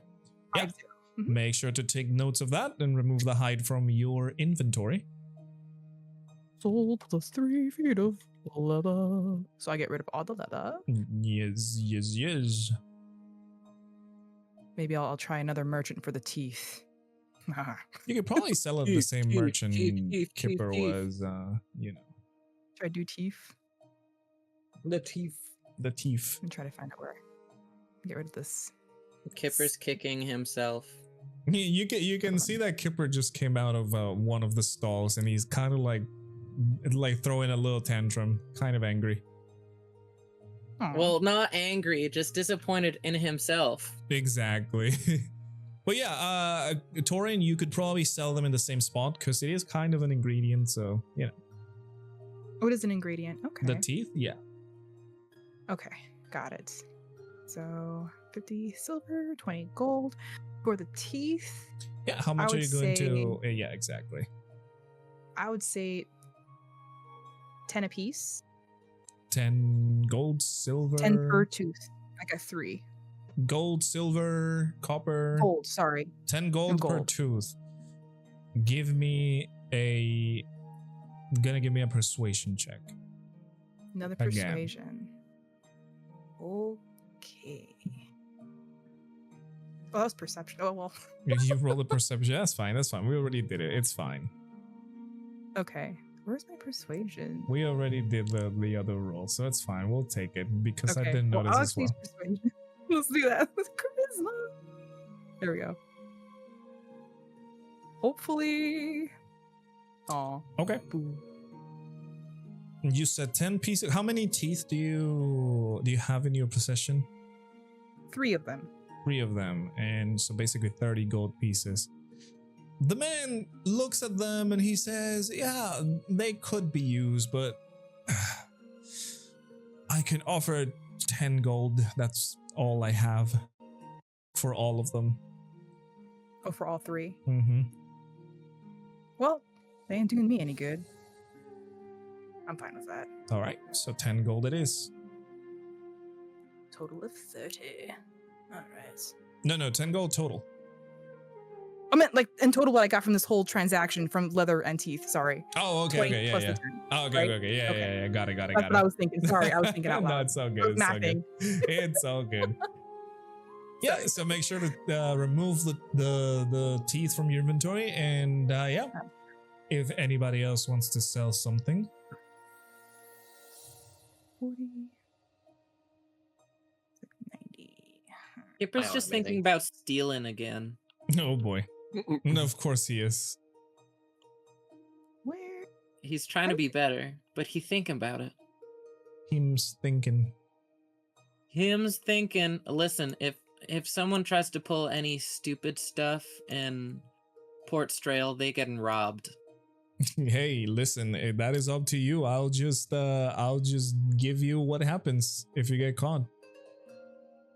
Yep, I have So to rob, that and I is have to up rob to you good. guys. I might rob and also ask Chi if she can cast Oh my No. god. Oh my inspiration. Get the Well, cheese. it's only gonna Where be did I go against wrong? pretty sucky You are people. Well, raising your kids wrong. what if your kid just wants to do some Robin Hood, give to the good? And in this case, it's I stockpile money just in case one of you guys die. I can resurrect you. Is that how that works? I mean, for it. kind of, really. It is kind of. But yeah, after the transactions, anybody else doing anything else?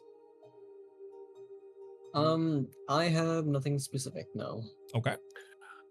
I'm getting online, as in while all these other people are doing their own thing and diving into the material world, I'm gonna go fishing. Yeah, you are a altruistic person. You don't need that.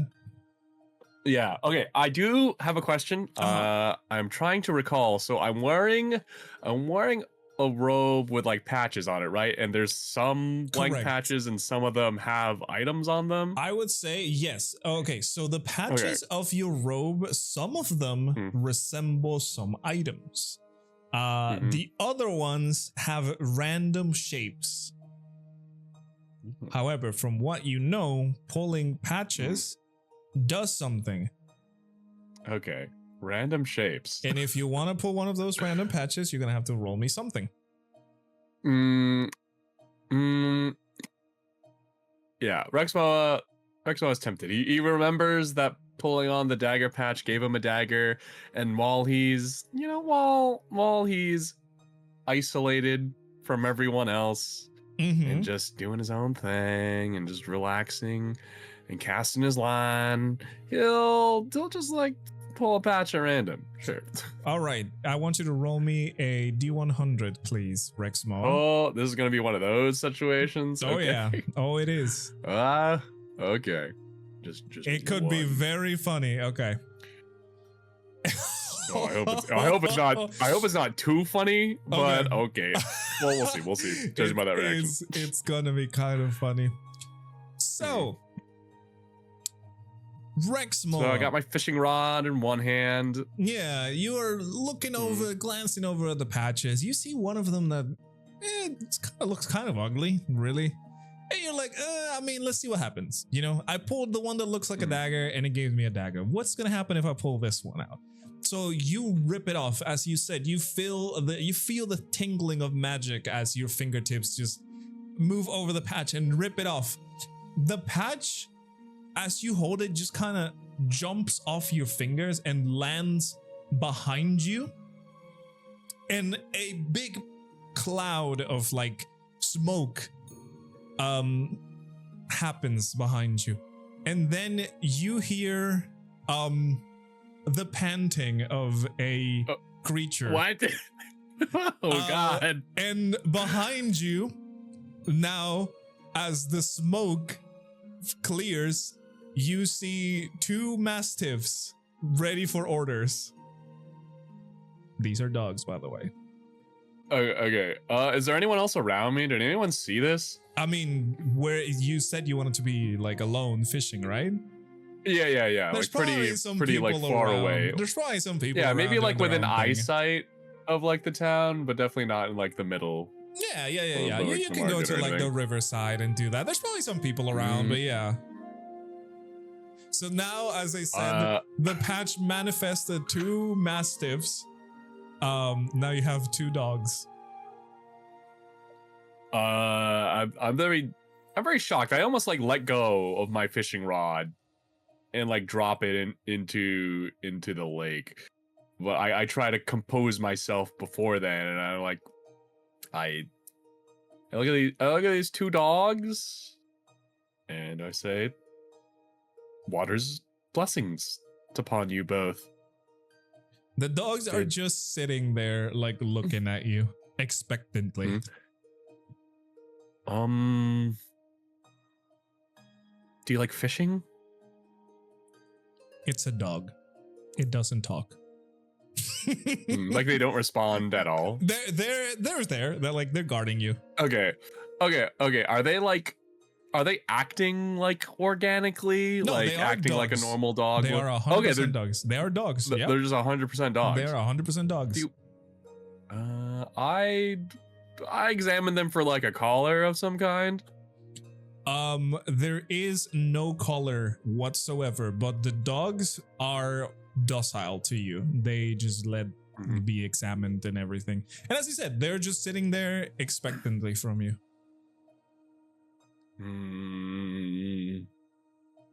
I stare at them, and then they stare at me, and I stare at them, and they stare at me, and I start packing my my fishing gear, and I say to them, "Don't worry, I'm gonna take care of you."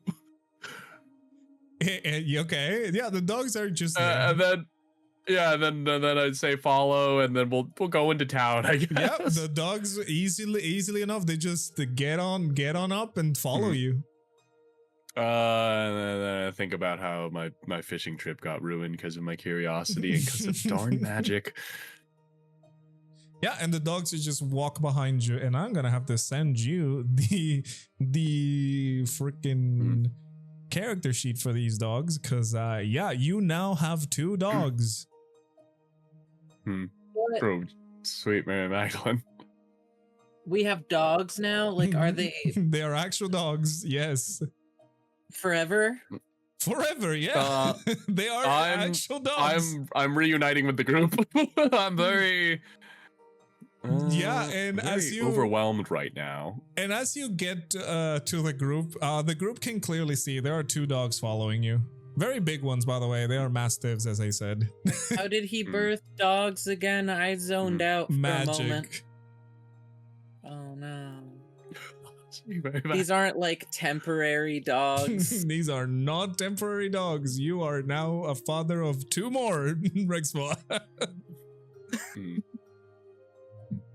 I'm going to the market. Protect these dogs. Yeah, we're getting. You're going out to get milk? No, you can't do that. We're going to the butcher. Yeah, the market.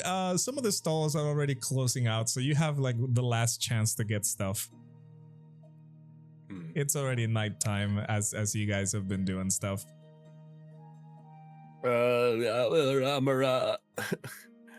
I guess I'm gonna look for some kind of like butcher or like some place to like get like dried food, probably dried meat. There is a butcher. Rexmoa is surprisingly not very familiar with how to take care of a dog. There is a butcher in there. Like, definitely. You can see there's a lot of cutlets and like pieces and stuff like that. Oh fuck, I just realized I'm away from everyone and I live an ascetic lifestyle free from the chains of greed, which might not be healthy for these dogs. Resonate. Probably not. Resonate with this character that I'm about to interact with, but it's fine. It'll be fine. I'm also just going to point out the fact that you technically live on water. That is also true. I'm also going to. I'm sorry. Before all the shops close, Kipper just wants to get some flour. Yeah, same thing. Flour, you can see a vendor that has fruits, vegetables, and grains and all of that. And yeah, a sack. Gonna get some flour and some honey. Okay, a small sack of flour, wheat flour, goes for 1 silver piece. Is that gonna last me multiple times, or is it just for one occasion? I would say it would last you for a whole day of food if you're making flour. So like 3 meals. Yeah, 3 meals. I would say that is a good one. And for honey, he is selling a small vial of honey for 5 copper pieces. Understood. Let's see. Oh, I don't have any copper pieces. I'd have to break one of my silver pieces, wouldn't I? Just breaks it in half. Snaps in half. Just snaps the thing in half. No, I'm not gonna do that. That's crazy. Let's see. Oh, what was I? My brain just stopped. What am I doing? I snapped this copper in half.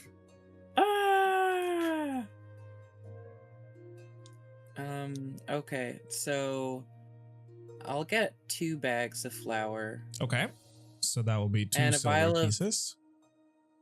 And a vial of honey's 50 copper pieces. 5 copper pieces. Oh, 5. It's like a small bottle, like very small. Does he have like a bigger amount, like of honey? Yes, you can see the person in question has a, what would that be called? It's one of those like large, we'll call it a bottle. It is a bottle of honey, but the whole bottle goes for 1 gold piece. 1 gold piece. Mm-hmm. And for the greater good. Okay, so that will be 1 gold piece and 2 silver pieces for you, and you acquire 2 small sacks of wheat flour and 1 bottle of honey. Okay. It's about a... that bottle of honey gonna last me a while. Correct. Yeah. Taurin would like to get a fishing pole. Fishing poles are sold at, let me check real quick. I had this open. Why did I close it? Fishing poles are sold at, I missed it. Where is it? Oh no. Well, while I found this, anything that you're going to buy, Rexmoa, from the butcher? As I said, he has multiple cuts of meats and stuff like that. Okay. Water's blessings, my friend. I would like to.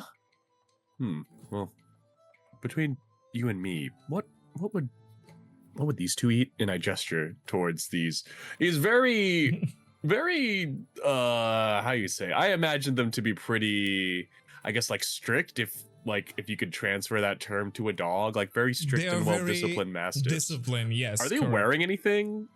No, they're just dogs. Like they're not wearing anything. The image probably gives you that, but that's they're not wearing anything. Okay. Get the doggos. Yeah. Exactly. So yeah, the man that you see at the butcher, it's an old male human. Gray hair. He is he's on his older years. He looks at you, that looks at the dogs, and says, "Well, I mean, these guys will eat pretty much anything." What do you want, bones? Are they similar to a grub? Oh. Do you not know what dogs are? I mean, I've seen many dogs, but I've never. This is new to me. Yeah. I had a pet grub as a boy. Any kind of meat, bones. I mean, I've seen some of them eat fruit. Would you happen to have meat and bones at your fine establishment? Yeah. Sure. I can sell you some scraps. And he shows you that he has a little bucket with scraps of like cut fat and other like pieces of meat that he doesn't want. I can let that go for 3 silver pieces. 3 silver pieces. I look inside my coin purse and I only see the very dull opulence of a little 3 moth copper pieces. flies out. I was saving that for later. And then Are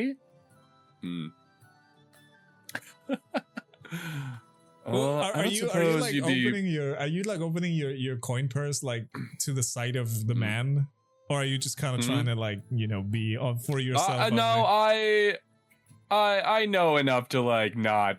Okay. To not like do it out in the open. Perhaps we could Steal is the 3 copper. Perhaps we could have a little bargain. I happen to be in possession of some fine coats, many layers. I guaranteed will keep you warm. Sure, being near the great lake of Misspell, things can get rather chilly for you and yours. The man says, Mister, my family is a family of hunters. We have enough hides and leather as is. We can do that. If you don't have the money, I'm sorry, but I need to be going. It's getting late. And you can see him picking up all the stuff. Hold on. How about I start just like rummaging through my pack. Oh, here. You said you're a family of hunters, correct? Perhaps you could make use of these. And I pull out a couple vials of antivenom. It's like, surely you never know what's in these woods, and this could very well save the life of your daughter or your son or your child who identifies outside of the typical gender spectrum, but who you still love and support. roll me a persuasion check for that one. Oh yeah.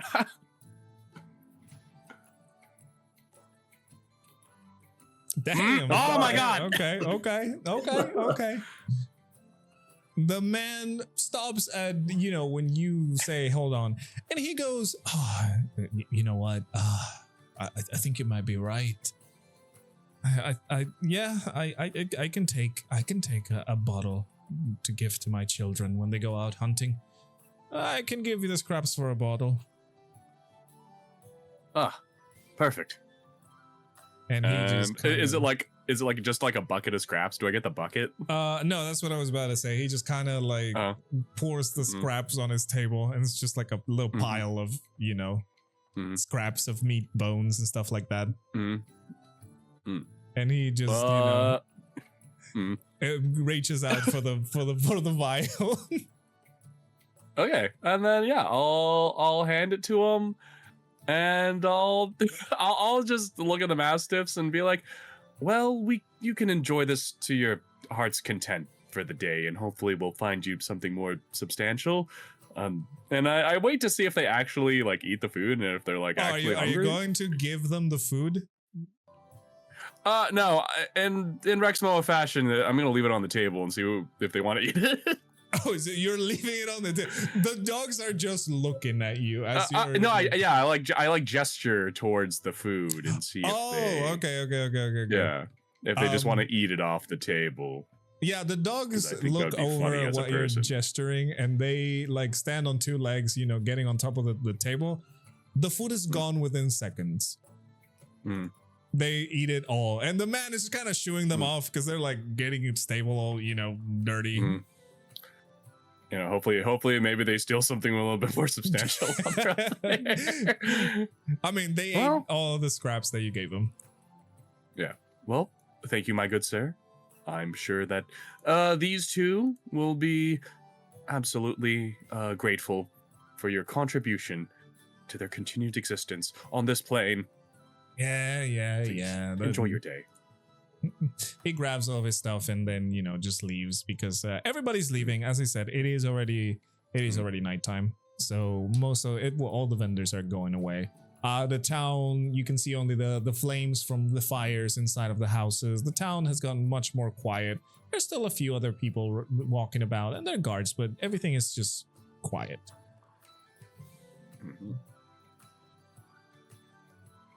I suppose I should reconvene with my new company.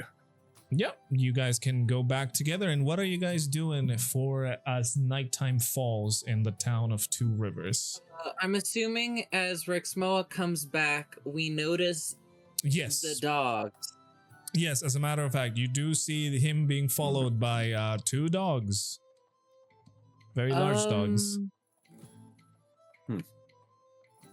Rexmoa, who are these? Taurin runs over. Puppies! Well,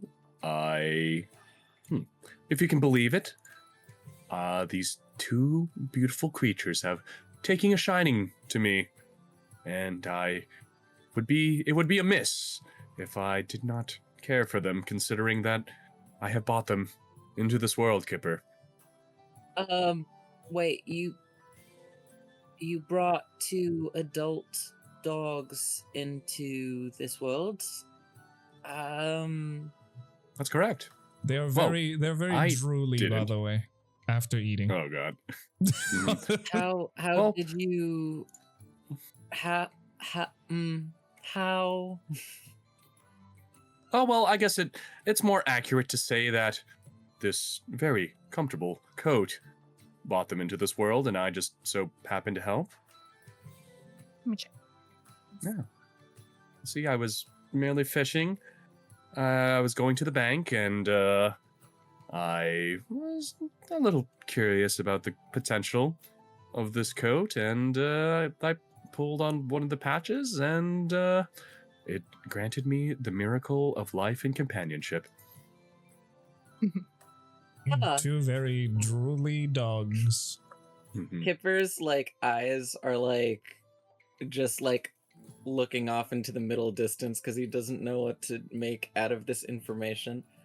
But he just turns his attention to the dogs. He's like, well, they're here now, and I think that's what matters. That is And correct. he just like starts like petting the dog behind the ears. The dogs are pretty stoic, I guess. Is that the word? I don't know. They're pretty much Yeah, like I think very that'd be accurate. very well trained. They're just kind of enjoying the pats and the scratches that you guys are giving them, but they're still like focused on being guard dogs.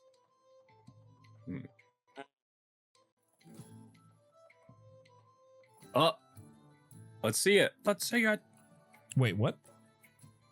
Well, I didn't know if Taurin or the Hey, what, if Horse you was wanna gonna cast- Lauren, speak you want with to animals? talk to them? I mean, I would like to say hi. All right, yeah. If Mm. you want to cast speak with animals, easy enough. You cast speak with animals, and now you can suddenly, well, speak with animals. You do take one of your points. So what are you gonna say to these dogs? She's gonna be. Where'd you guys come from? And she gives him a warm hand, kind of like for them to like sniff, The dogs just kind of sniff you, and one of them goes, "We came from him," looking at Rexmoa. The other one also goes, "We came from him." Oh.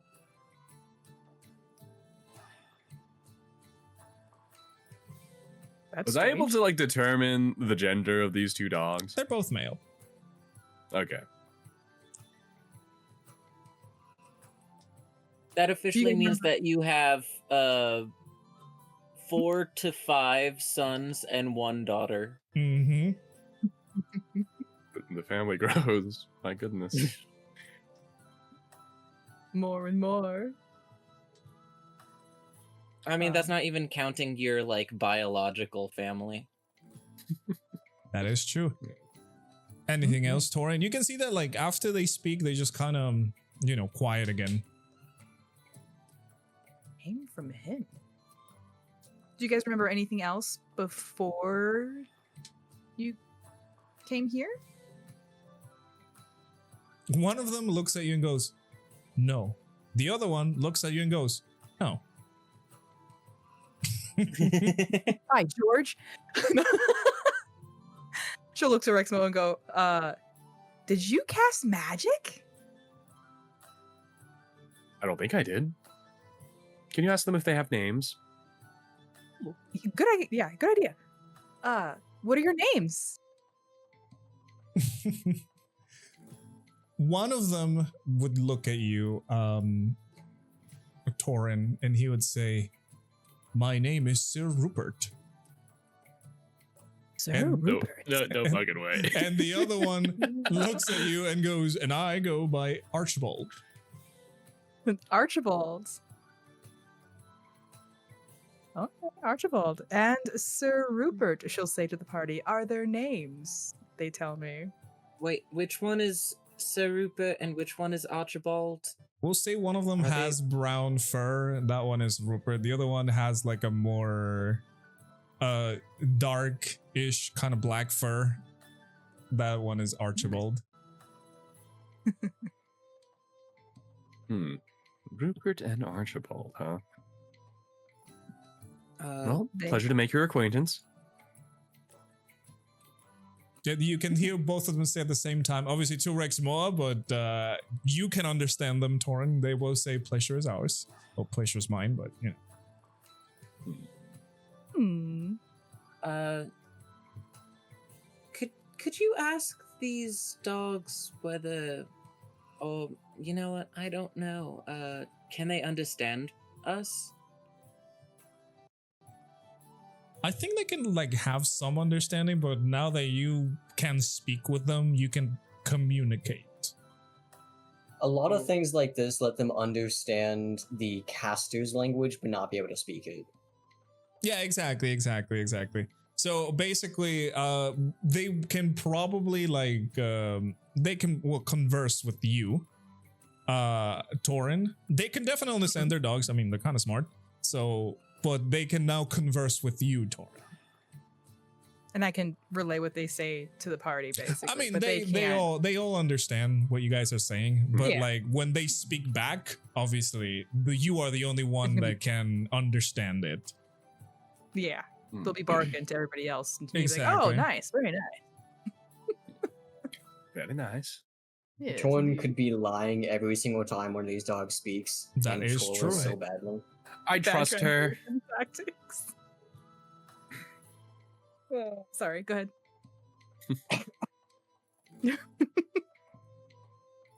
Hey, it's you. What are you guys doing? As I said, Do you all know if the inns around here mind companion animals? You can see that they're rather well trained. I'm asking the party. Oh, okay. Yeah, no, I'm well, to talking the as party, I will Rexmoa. say that you guys did see an inn in this town.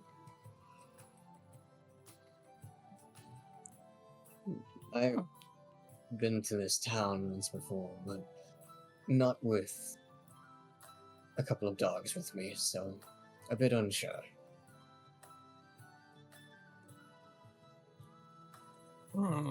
I guess we'll have to find out. This is an unexpected surprise, but I suppose the more the merrier. Yeah, I mean, if you guys are going to the inn, I mean, you guys saw it, so it's kind of easy to find. All right, let's go. Daylight's burning. Yeah, you guys arrive at the inn. It is a normal looking building. This one is a little bit larger than the rest of them. You can see there's a big like hearth inside of it, and there's a lot of people around, you know, patrons having some fun, and you know, nothing out of the ordinary. There's the usual tables for food, and there's obviously the people that take orders and just help out to get you to your rooms, which are on the upper floors of the building. The building is a 2-floor building, I would say. Torn would just be sneaking them little treats as they walk in, you know, from her rations. I can't believe it's bacon. Do we know if these are abnormally strong dogs? Or Well, they have quite the appetite. That's as far as I know, really. I'm only concerned for them considering the journey that we're taking.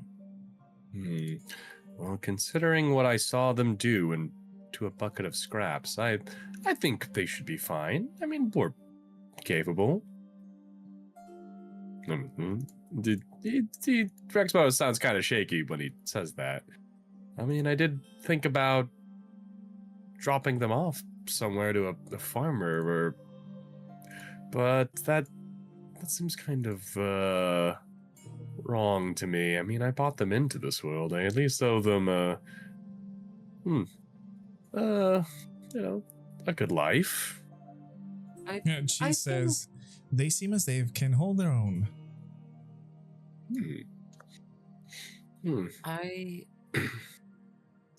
I think at least for now. I mean, obviously, it's not my decision, but it can't hurt you to let them follow along. Just once again, my concern is the well-being of a dog on a journey this arduous, but who knows, they might find their place on the way, or their place might just simply be with you. Exactly. I mean, I myself have only raised grubs as a young lizard, but I've been told that they're not too different. How big were these grubs? I look at the mastiffs and I say, well, I say Rupert over there is probably like 10 or 12 grubs worth.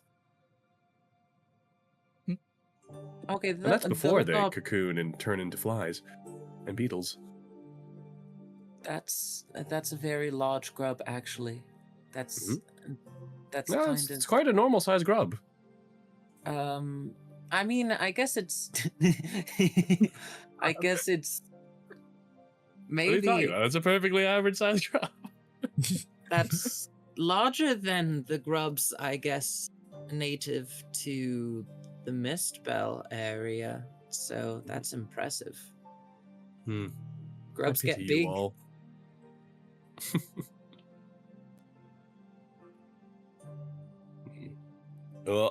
Does anyone react? Does anyone react to these mastiffs as we enter this inn? No, you can tell that people are kind of like, oh, it just has dogs. Mm-hmm.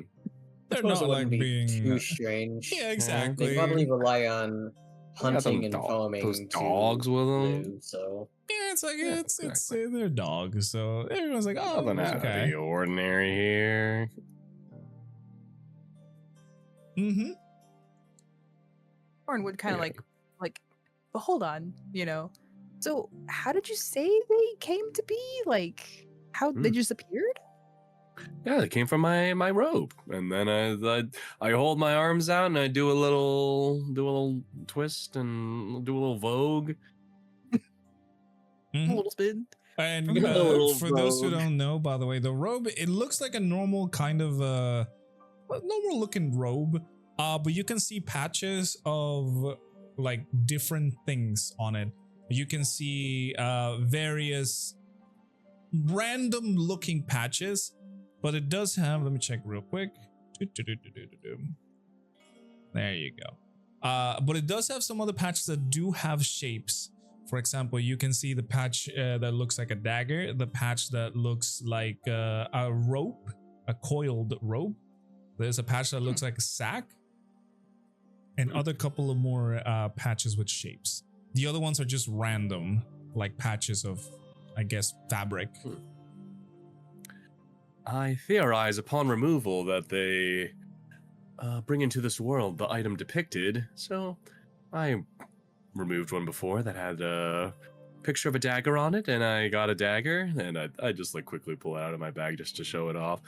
And I was curious while fishing and wanted to see what these other mysterious ones were capable of. Mm-hmm. Even though I will say, in my wildest imagination, I would not have figured that they would give us Rupert and Archibald.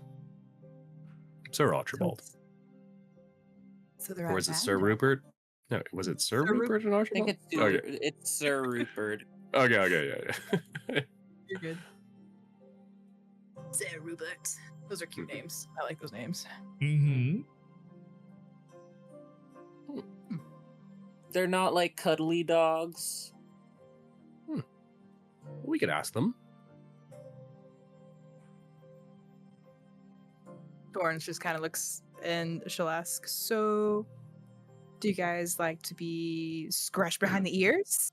And she'll just like try to scratch a little behind the one ear. Maybe Archibald. We'll try Archibald. You can see that Archibald turns his head to look at you and says, yes, that is much appreciated. They're too prim and proper. But they love Why to scratch couldn't- behind the ears. Just like Why couldn't we have gotten like the Appalachian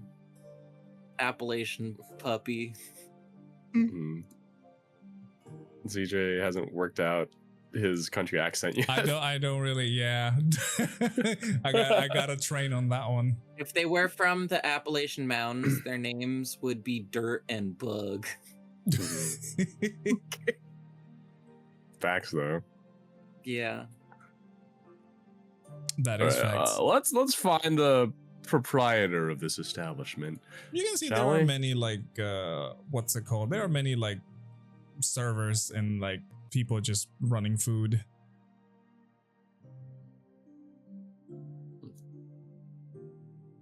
I'll just like talk to the nearest person that looks like they work here and say, greetings, water's blessings.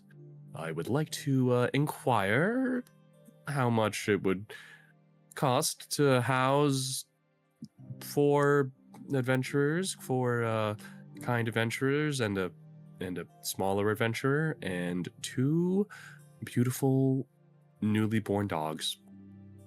The person that you talk to goes, yeah, you can talk to it at the desk over there. It's 10 copper per person. Yeah, the dogs, I mean, sure. How big are they? He kind of looks around and says, oh yeah, that's probably gonna be another 10 copper for the 2 of them. Thank you. And we'll be on our way. 1 copper apiece. Okay. To that beautiful, beautiful desk. Mm-hmm. Yeah, go to the desk. There is a person over there kind of running orders and stuff like that as well. And he goes, oh yeah, what can I help you with? We would all love to stay at your fine establishment for the night, and also I want to inquire about the ferry services around here, and if any of them will get us to Portstrail or close to Portstrail. Oh yeah, sure. How many are you? And he kind of looks around and says, yeah, we can fit you all in. I only have double rooms. Is that okay? On an ethical scale, what kind of room would, say, 2 dogs require? Do dogs sleep in beds? I'm not sure. Grubs make their own nests. Do dogs make their own nests? No, but I will have to charge you for the dogs. Just in case any mess happens, probably understand. Yes. I Believe think it or not, the they dogs understand too. The dogs can share the beds with people.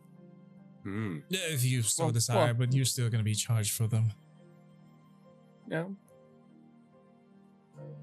Well, we can ask Rupert and Archibald how their opinions on sharing a bed, but yes, we'll get 2 double rooms. All right. That would be, well, it's 10 copper pieces per person, so that will be a total of 40 copper pieces. I will lay out 40 copper pieces on the table. Okay.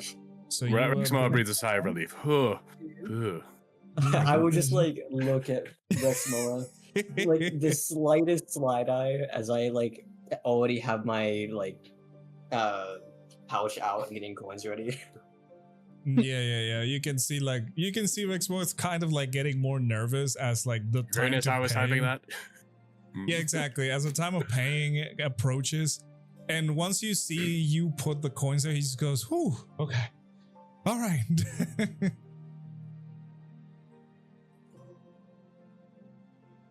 So yeah, you have paid for the rooms, and the person in charge gives you 2 keys, labeled 4 and 5. And he says, right, well, the rooms are over this way. I can call somebody to help you out if you need any food or anything. We're gonna be open until late. That's when the last patrons usually leave. So don't be afraid to ask. And as for the ferry, sorry, I forgot. As for the ferry, well, there's many boats that travel along those lands. I'm pretty sure if you ask around very early in the morning, you'll find transport is not an uncommon thing. I'll probably go for a few silver pieces, maybe gold. I'm not entirely sure how much they charge, but I figured for adventurers it shouldn't be that bad. Yes. Yes. Yeah, Rexmoa is just fixated on thinking about the 3 copper that he has in his purse. Yeah, You so really should learn to save a bit more. Kipper Well, says to Rexmoa. I'm not used to being among civilized society for this extended period of time. You definitely don't necessarily have to be like me or Taurin. Just keep in mind, food you have to buy sometimes. Yes, Definitely not Ambrose as. makes no comment after watching what happened earlier with a certain merchant. What You happened? know what? It's funny because Where- you could refer to like any of us with that I know. statement. That is true. I wonder what Perrin thinks of all of this. Mm. Who watches the Watchers? Yeah, that's right, Perrin. My lizard dad just gave birth to 2 dogs, and I don't know how to feel about that. Yeah, so you guys are handed the keys. Are you going to your rooms, by the way?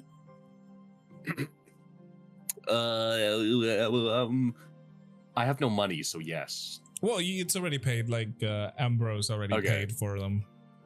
Oh, I meant if anyone wanted to get like food and the such. Well, yeah, I guess we still could get food. You know, I just won't be able to pay. You know, how about you all tell me what you're up to? It's so funny that the father figure is the one person who never has any money on him. Yes. Yeah.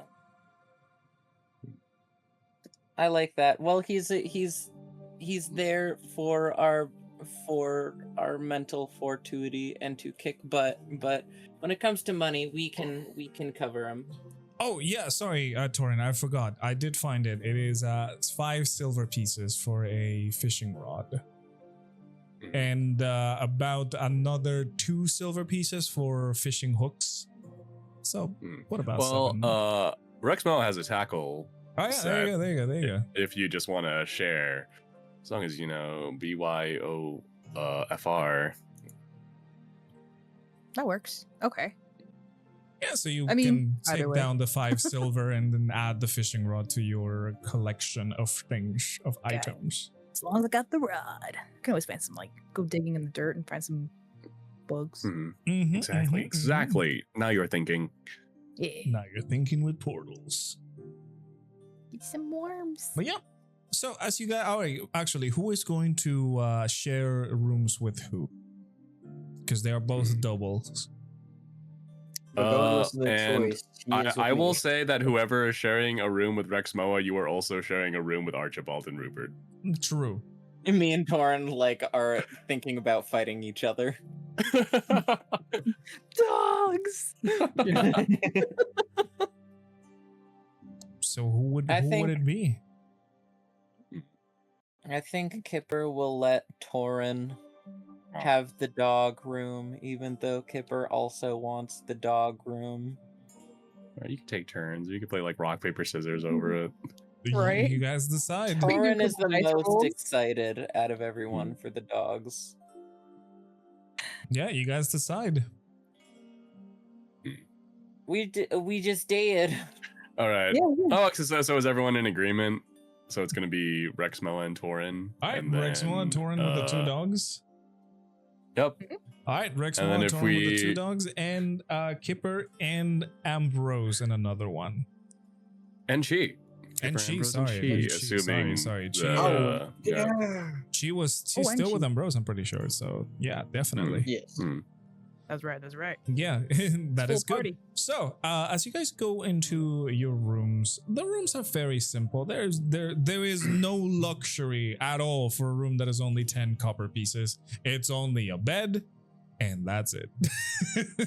What? There's only 4 beds. walls. Yeah, 2 beds, of course.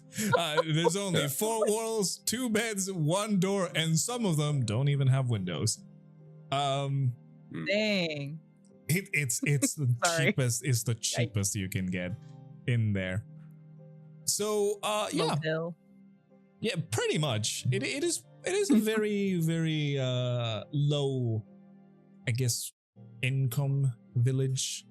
You can tell it's not a lot. There's not a lot of luxury in here. But yeah, as you guys are settling down for the night, are the dogs sleeping inside the room? By the way. Absolutely. Okay. Alrighty. Yeah, everybody's settling down for the night. Anything that you guys want to do before heading into the next day? Oh, Mhm. sorry. I was just going to note that Ambrose looks a little iffy tonight. No.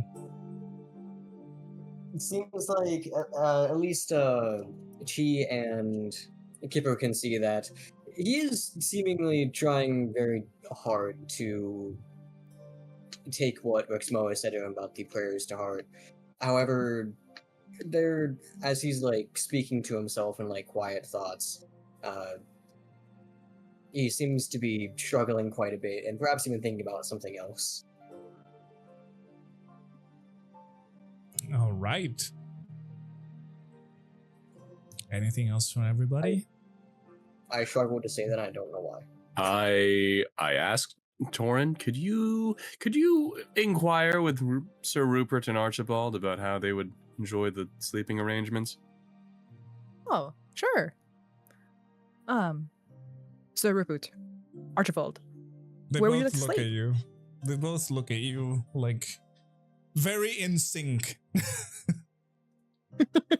Yes. They both go May. right here with Master is fine. Oh. Like on the floor? Or on the bed? The floor is not bad, one of them says. The bed. You will not fit in the bed if we go in the bed. You got a point. I mean, we could try, but I guess it's settled. No dog cuddles. Don't worry, I'll save up my money next time. I'm talking to Archibald and Rupert, and we can get you a bed of your own. Are you sure you don't make nests? I'll throw my winter gear. I'll throw my winter gear on the floor. The Here, you can make a dogs nest out of look this. at you and go, and they talk to you, Taurin, because they know you can understand them. He goes, Master is very confused. Oh. Well, they say that you're a little confused. Hmm. You seem a little confused. It's okay. They're correct. Well, you're not wrong, guys. You should just pat him on the head. As you put the clothes on the floor, they just kind of go in and start like, getting comfortable, laying down on them and stuff like that. Nice and cozy. Mm-hmm. And so, if Perfect. you guys are ready to pass to the next day, Well, first, Kipper wants to check a little bit on Ambrose. okay. And just because, not Like a like bit. anything new happened on the trip, but like between where we were and where we are now, nothing really happened. But he still has an old man in his brain. Okay. Yeah. I guess we're in the room, and Kipper's just gonna be like, Yeah, you're on the room with Ambrose. yeah. How you feeling, bud?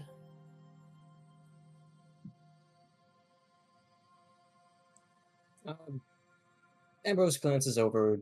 At this point,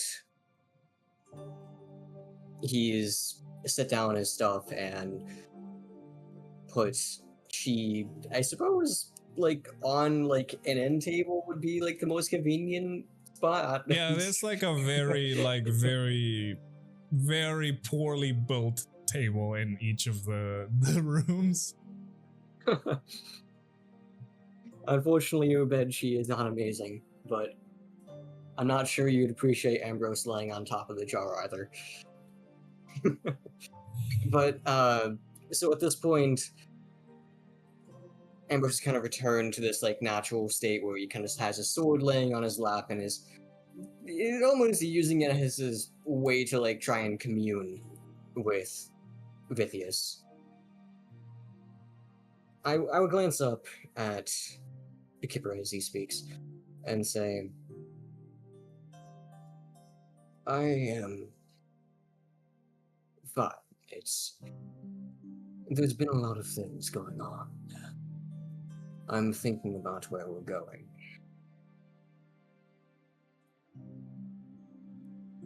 I've been thinking about that as well. I know you, out of all of us, have been dealing with a lot. I just, wanted to check in.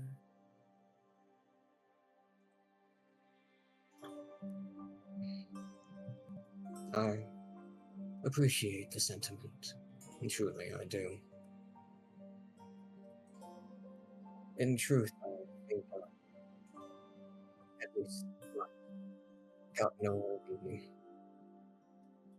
discovery of what happened in Gowan thing. Both. Well, I'm not going to say that I'm completely over what happened with me seeing my mentor, but at least the things going on with the Open Kingdom, I believe I've come to some terms. I know. There's never really fully getting over having someone else inside of your head. But you do eventually adapt to it, I guess. I will say, Ambrose, we will find your master. I am sure of that. I know it might seem... I know you've searched for years and years, and this might seem shallow, but I do really think that we will find him. I gently caress the blunt part of my blade, and a hand kind of gently touches over the pommel where the Stone of Vithius is. Well, the shard, I mean. And I will say, had this been a while ago, before we met with Vithius, I might have reacted sourly to that statement. But there's this strange feeling in me, as if I don't have to worry about finding him, that it will happen, regardless if I wanted to or not.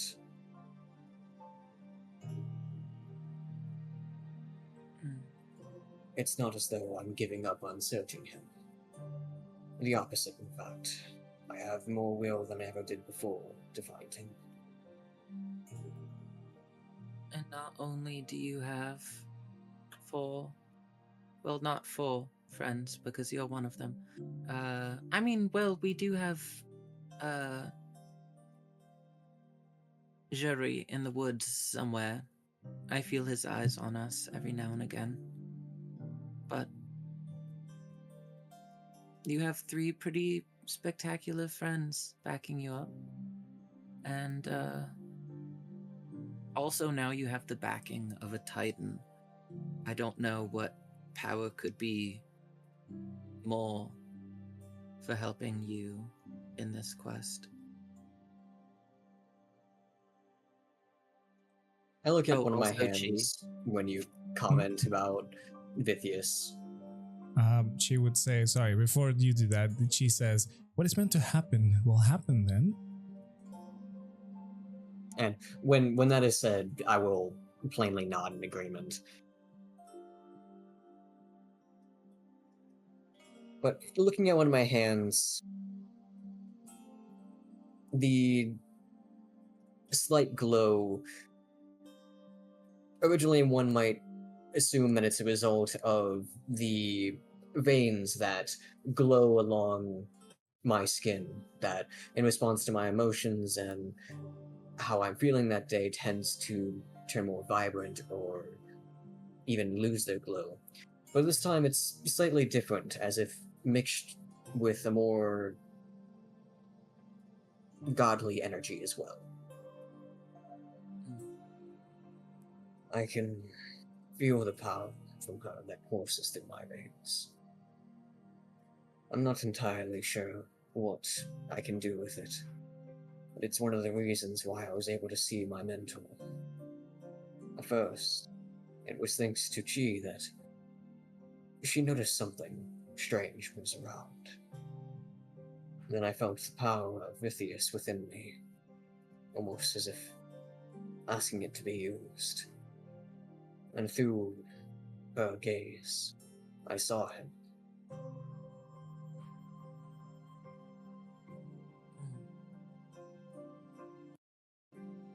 I can't imagine seeing through the gaze of a Titan.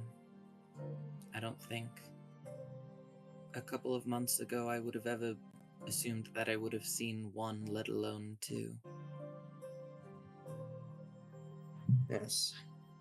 Seeing Oryx was almost traumatic.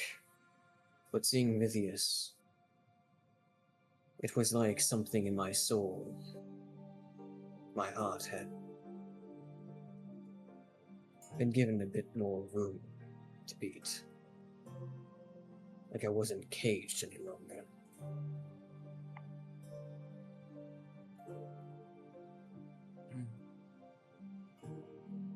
At the mention of how traumatic the first Titan was, Kipper's just gonna tense up a little bit.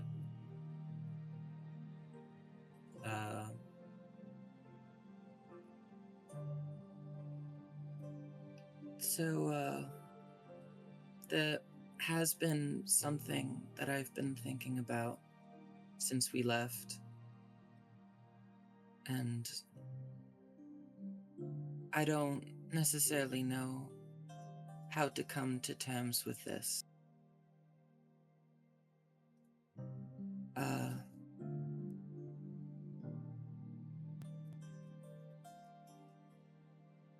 But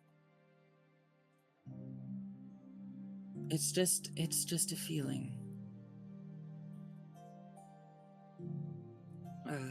Just when we found out that Rexmoa is innately tied to that stone now, and a whole goal is to reunite Crenia. Ambrose, I don't think I can choose saving the world over killing him.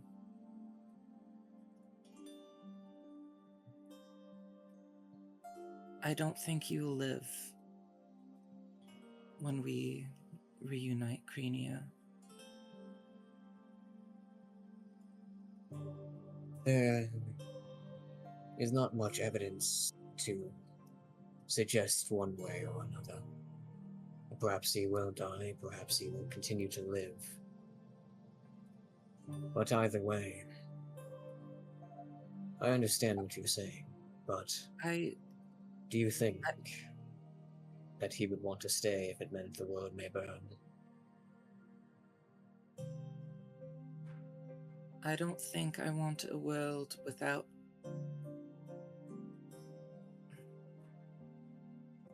I don't think I can accept that risk.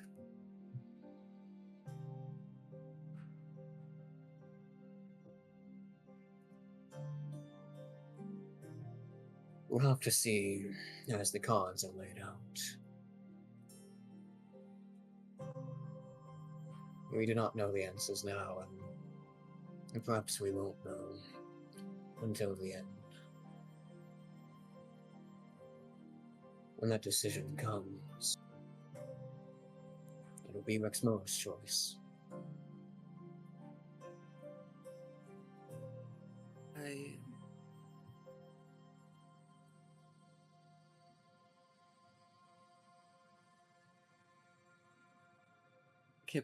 You can tell Kipper's hands kind of shake as he just clenches his fists and then hides them behind his back.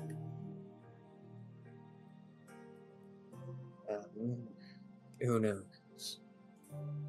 Should the stones all be brought together, perhaps the act of fixing things and setting things right will allow Rexmoa to be parted from the stone for more than just a few seconds.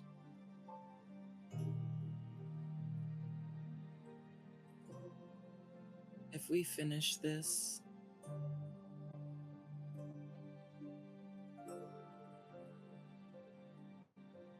they better restore him. I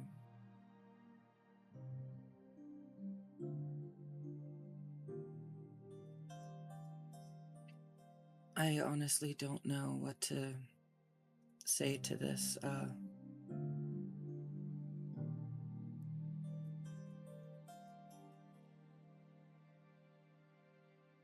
I know my words are feeling harsh. Even I think so. After spending so much time with you three, as well as Chi here, the idea of even one of you being left behind brings a very foul taste to my mouth. I'm just so tired of losing people, Ambrose. I found a family again, and I don't intend to lose them.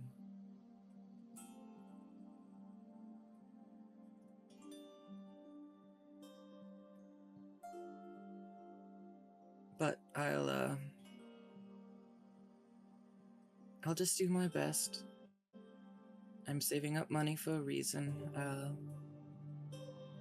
Let's get some rest.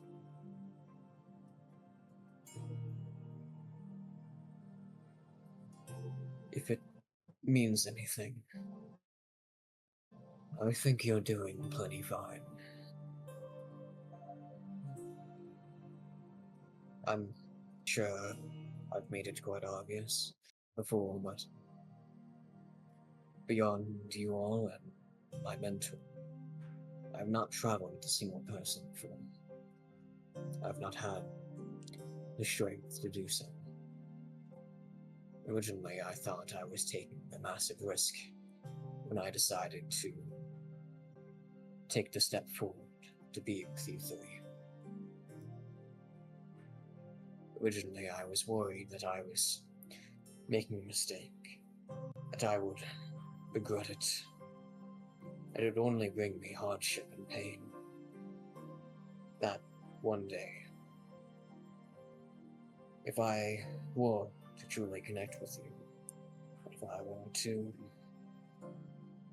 tell you of the own hardships that I have, I'm searching for my mentor and what occurred with him, that it was either I'd have to leave, or worst case, perhaps you even consider me some kind of affiliate to a monster.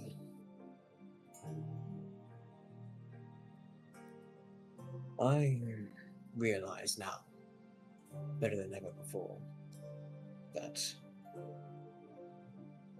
if there was ever a decision I've made that was better,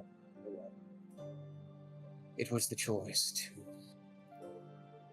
travel alongside Olive. And I'm sure my mentor would agree. I've learned and prospered more than I ever have before over these few months that I've been with you all. It has been hardship, sure.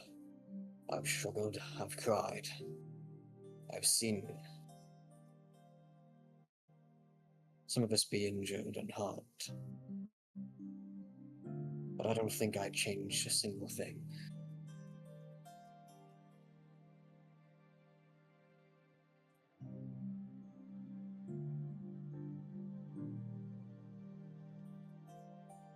I understand. We are doing what we can.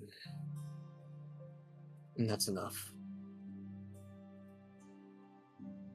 as long as we continue to try and push forward, with each of us in tow, I think we're doing fine.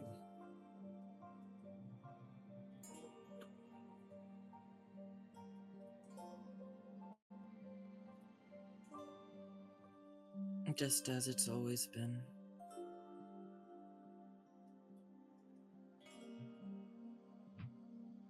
Good night, Ambrose.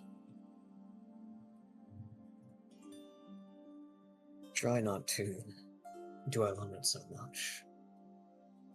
I know it's difficult. I do the same thing. I'll try. We are fairly similar, I would say. I think we both know how each other deal with problems and trauma. Yeah. Yeah. If nothing else, I'll always be here. I won't throw myself away. Not like I did in the past. I'll be here for you and for the others. I'll be here for myself as well. She would say, "We do not know the full extent of what powers the Titans or Crenia have. Perhaps they may let Rexmoa stay. It is probably not out of their realm of doing. But that should also be the first and foremost what Rexmoa wishes."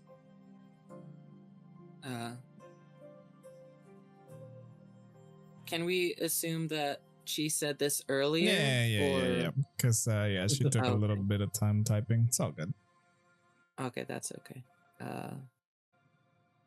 Okay, so I guess to respond to Kipper after hearing what Ambrose is saying specifically about, like, not throwing himself away,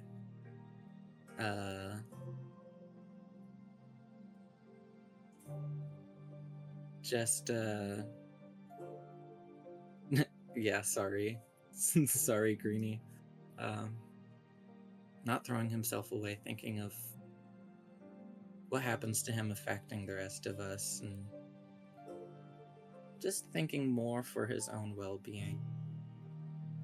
Kipper's kind of softens a little bit. And, yeah. Ambrose can probably see that Kipper's a little emotional right now. I really appreciate that you've said that, Ambrose. I think you're pretty cool and stuff. And yeah, the same goes for you. I don't know what I would do if you passed away. Not that that's a normal thing to think of in terms of your friends, but we're constantly in harm's way. And I know that's generally what our group does, but I wish we could have been friends under different circumstances.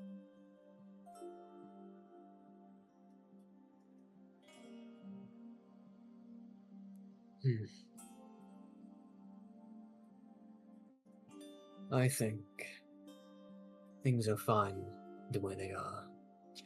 The circumstances that we had are all what brought us to each other and what allowed us to be friends and family.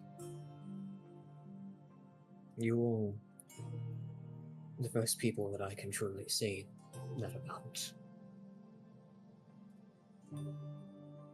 My mentor, of course, is important to me greatly, but he is but one person who I have hardly had seen heads or tails of in years. With you all here, a constant of my life. I won't be very willing to give it up. And I don't think anything needed to change to cause this.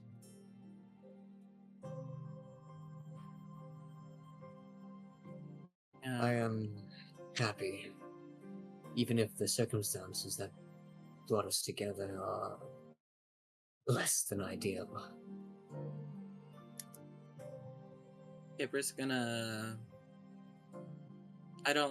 I think Kipper was sitting on the bed at that point, but he's gonna just kind of push off the bed relatively quickly. And he's just gonna kind of slowly step forward to Ambrose, and he's just gonna give him a tight hug.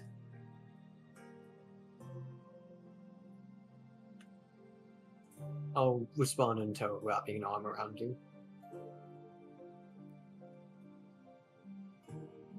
I think I really needed to hear that, Ambrose. She will add to all of you. All the trials we have been through have brought us to this moment. If I hadn't been caught by hags, I would not have met you all.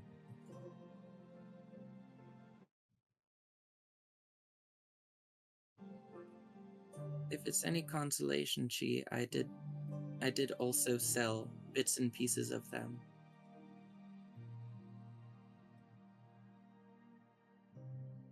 Hags turn into money. Kipper says that kind of jokingly, by the way. Definitely a way to get back at them, I'd say. Also, all of this is being said as Kipper's kind of like hugging Ambrose tightly. And it's not like a hug that like, oh, it's tight for a little bit. And then it's like getting tighter. Like, Kipper's going through it in his brain right now.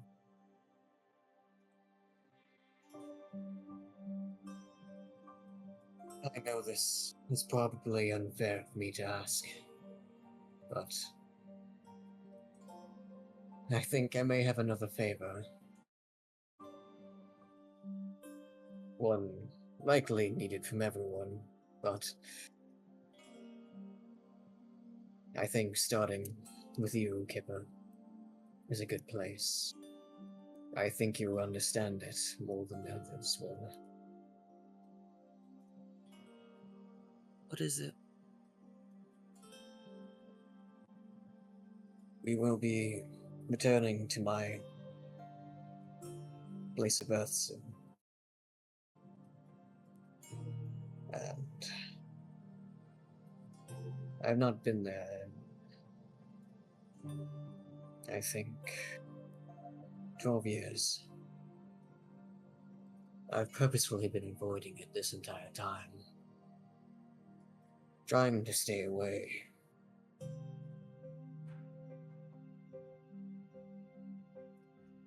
I think I might need a bit of help going through the front door.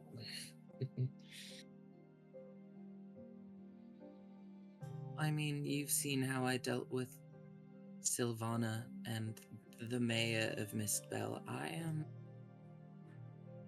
If you need someone to throw hands, I'm ready to throw hands. Aristocratically.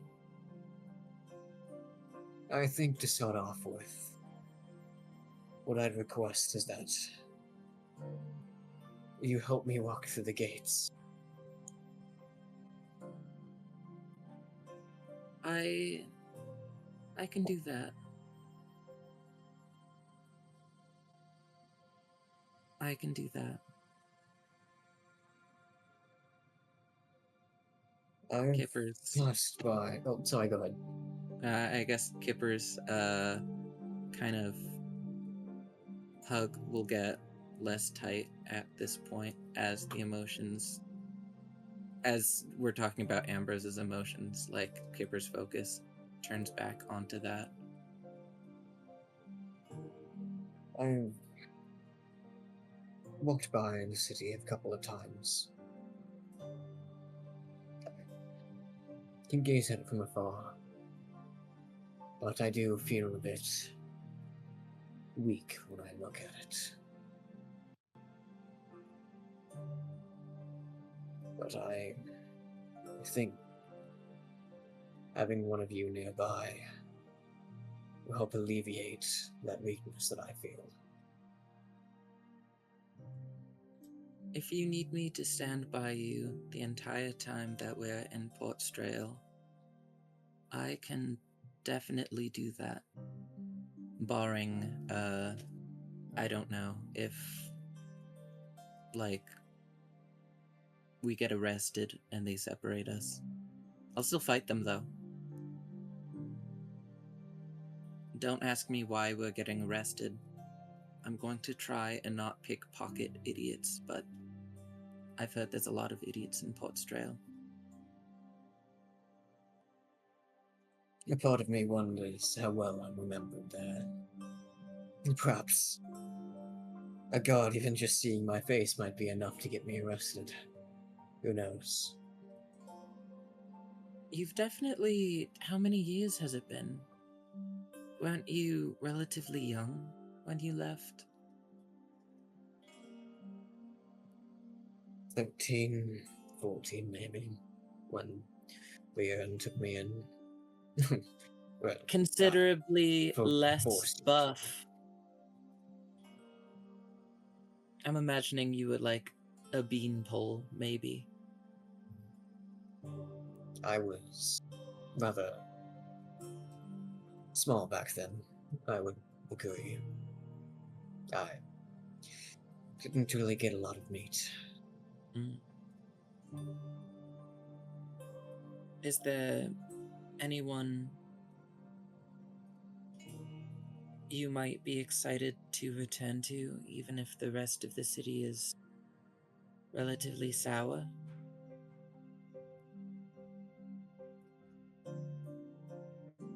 In response to the question, I looked down at my blade and almost quietly, almost a whisper, I say, I don't have a single positive memory of Port Strail. There is no one I wish to see.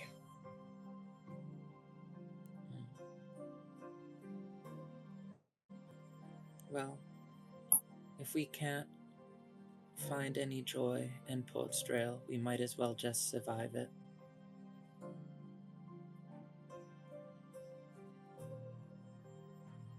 But keep in mind, Port Strail is a port.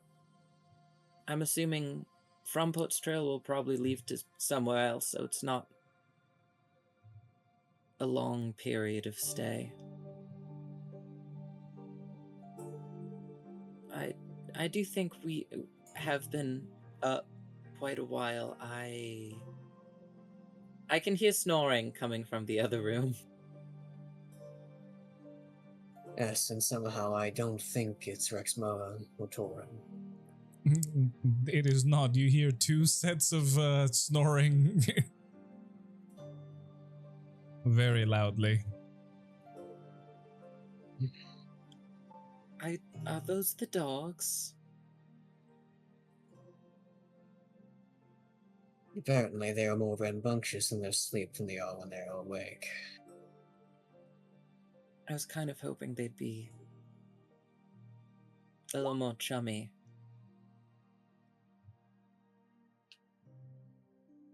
Really? But you know what? They did just come into existence. I'm a little worried about bringing dogs along. It just adds more party members that can meet their demise, but I'm sure it will be Oh. fine. I'll enjoy their presence while they're here. Yes. But I've you... Oh, never sorry. got well acquainted with too many animals myself. Mm. I And now all think of a something- sudden, you're hanging out with a cat, a lizard, a rabbit. I would say you've taken on animal husbandry with flying colors. I hardly consider any of you animals. Hmm. That was the correct answer.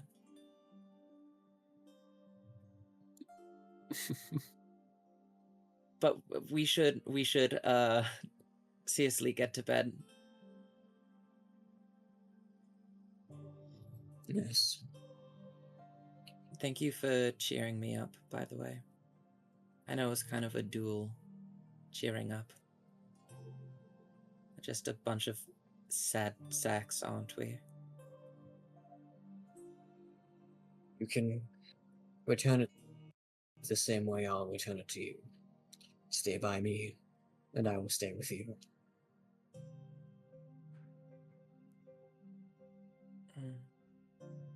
I couldn't agree more.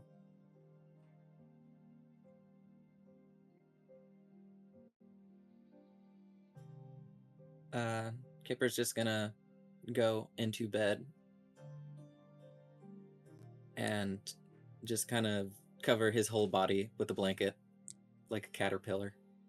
Alrighty.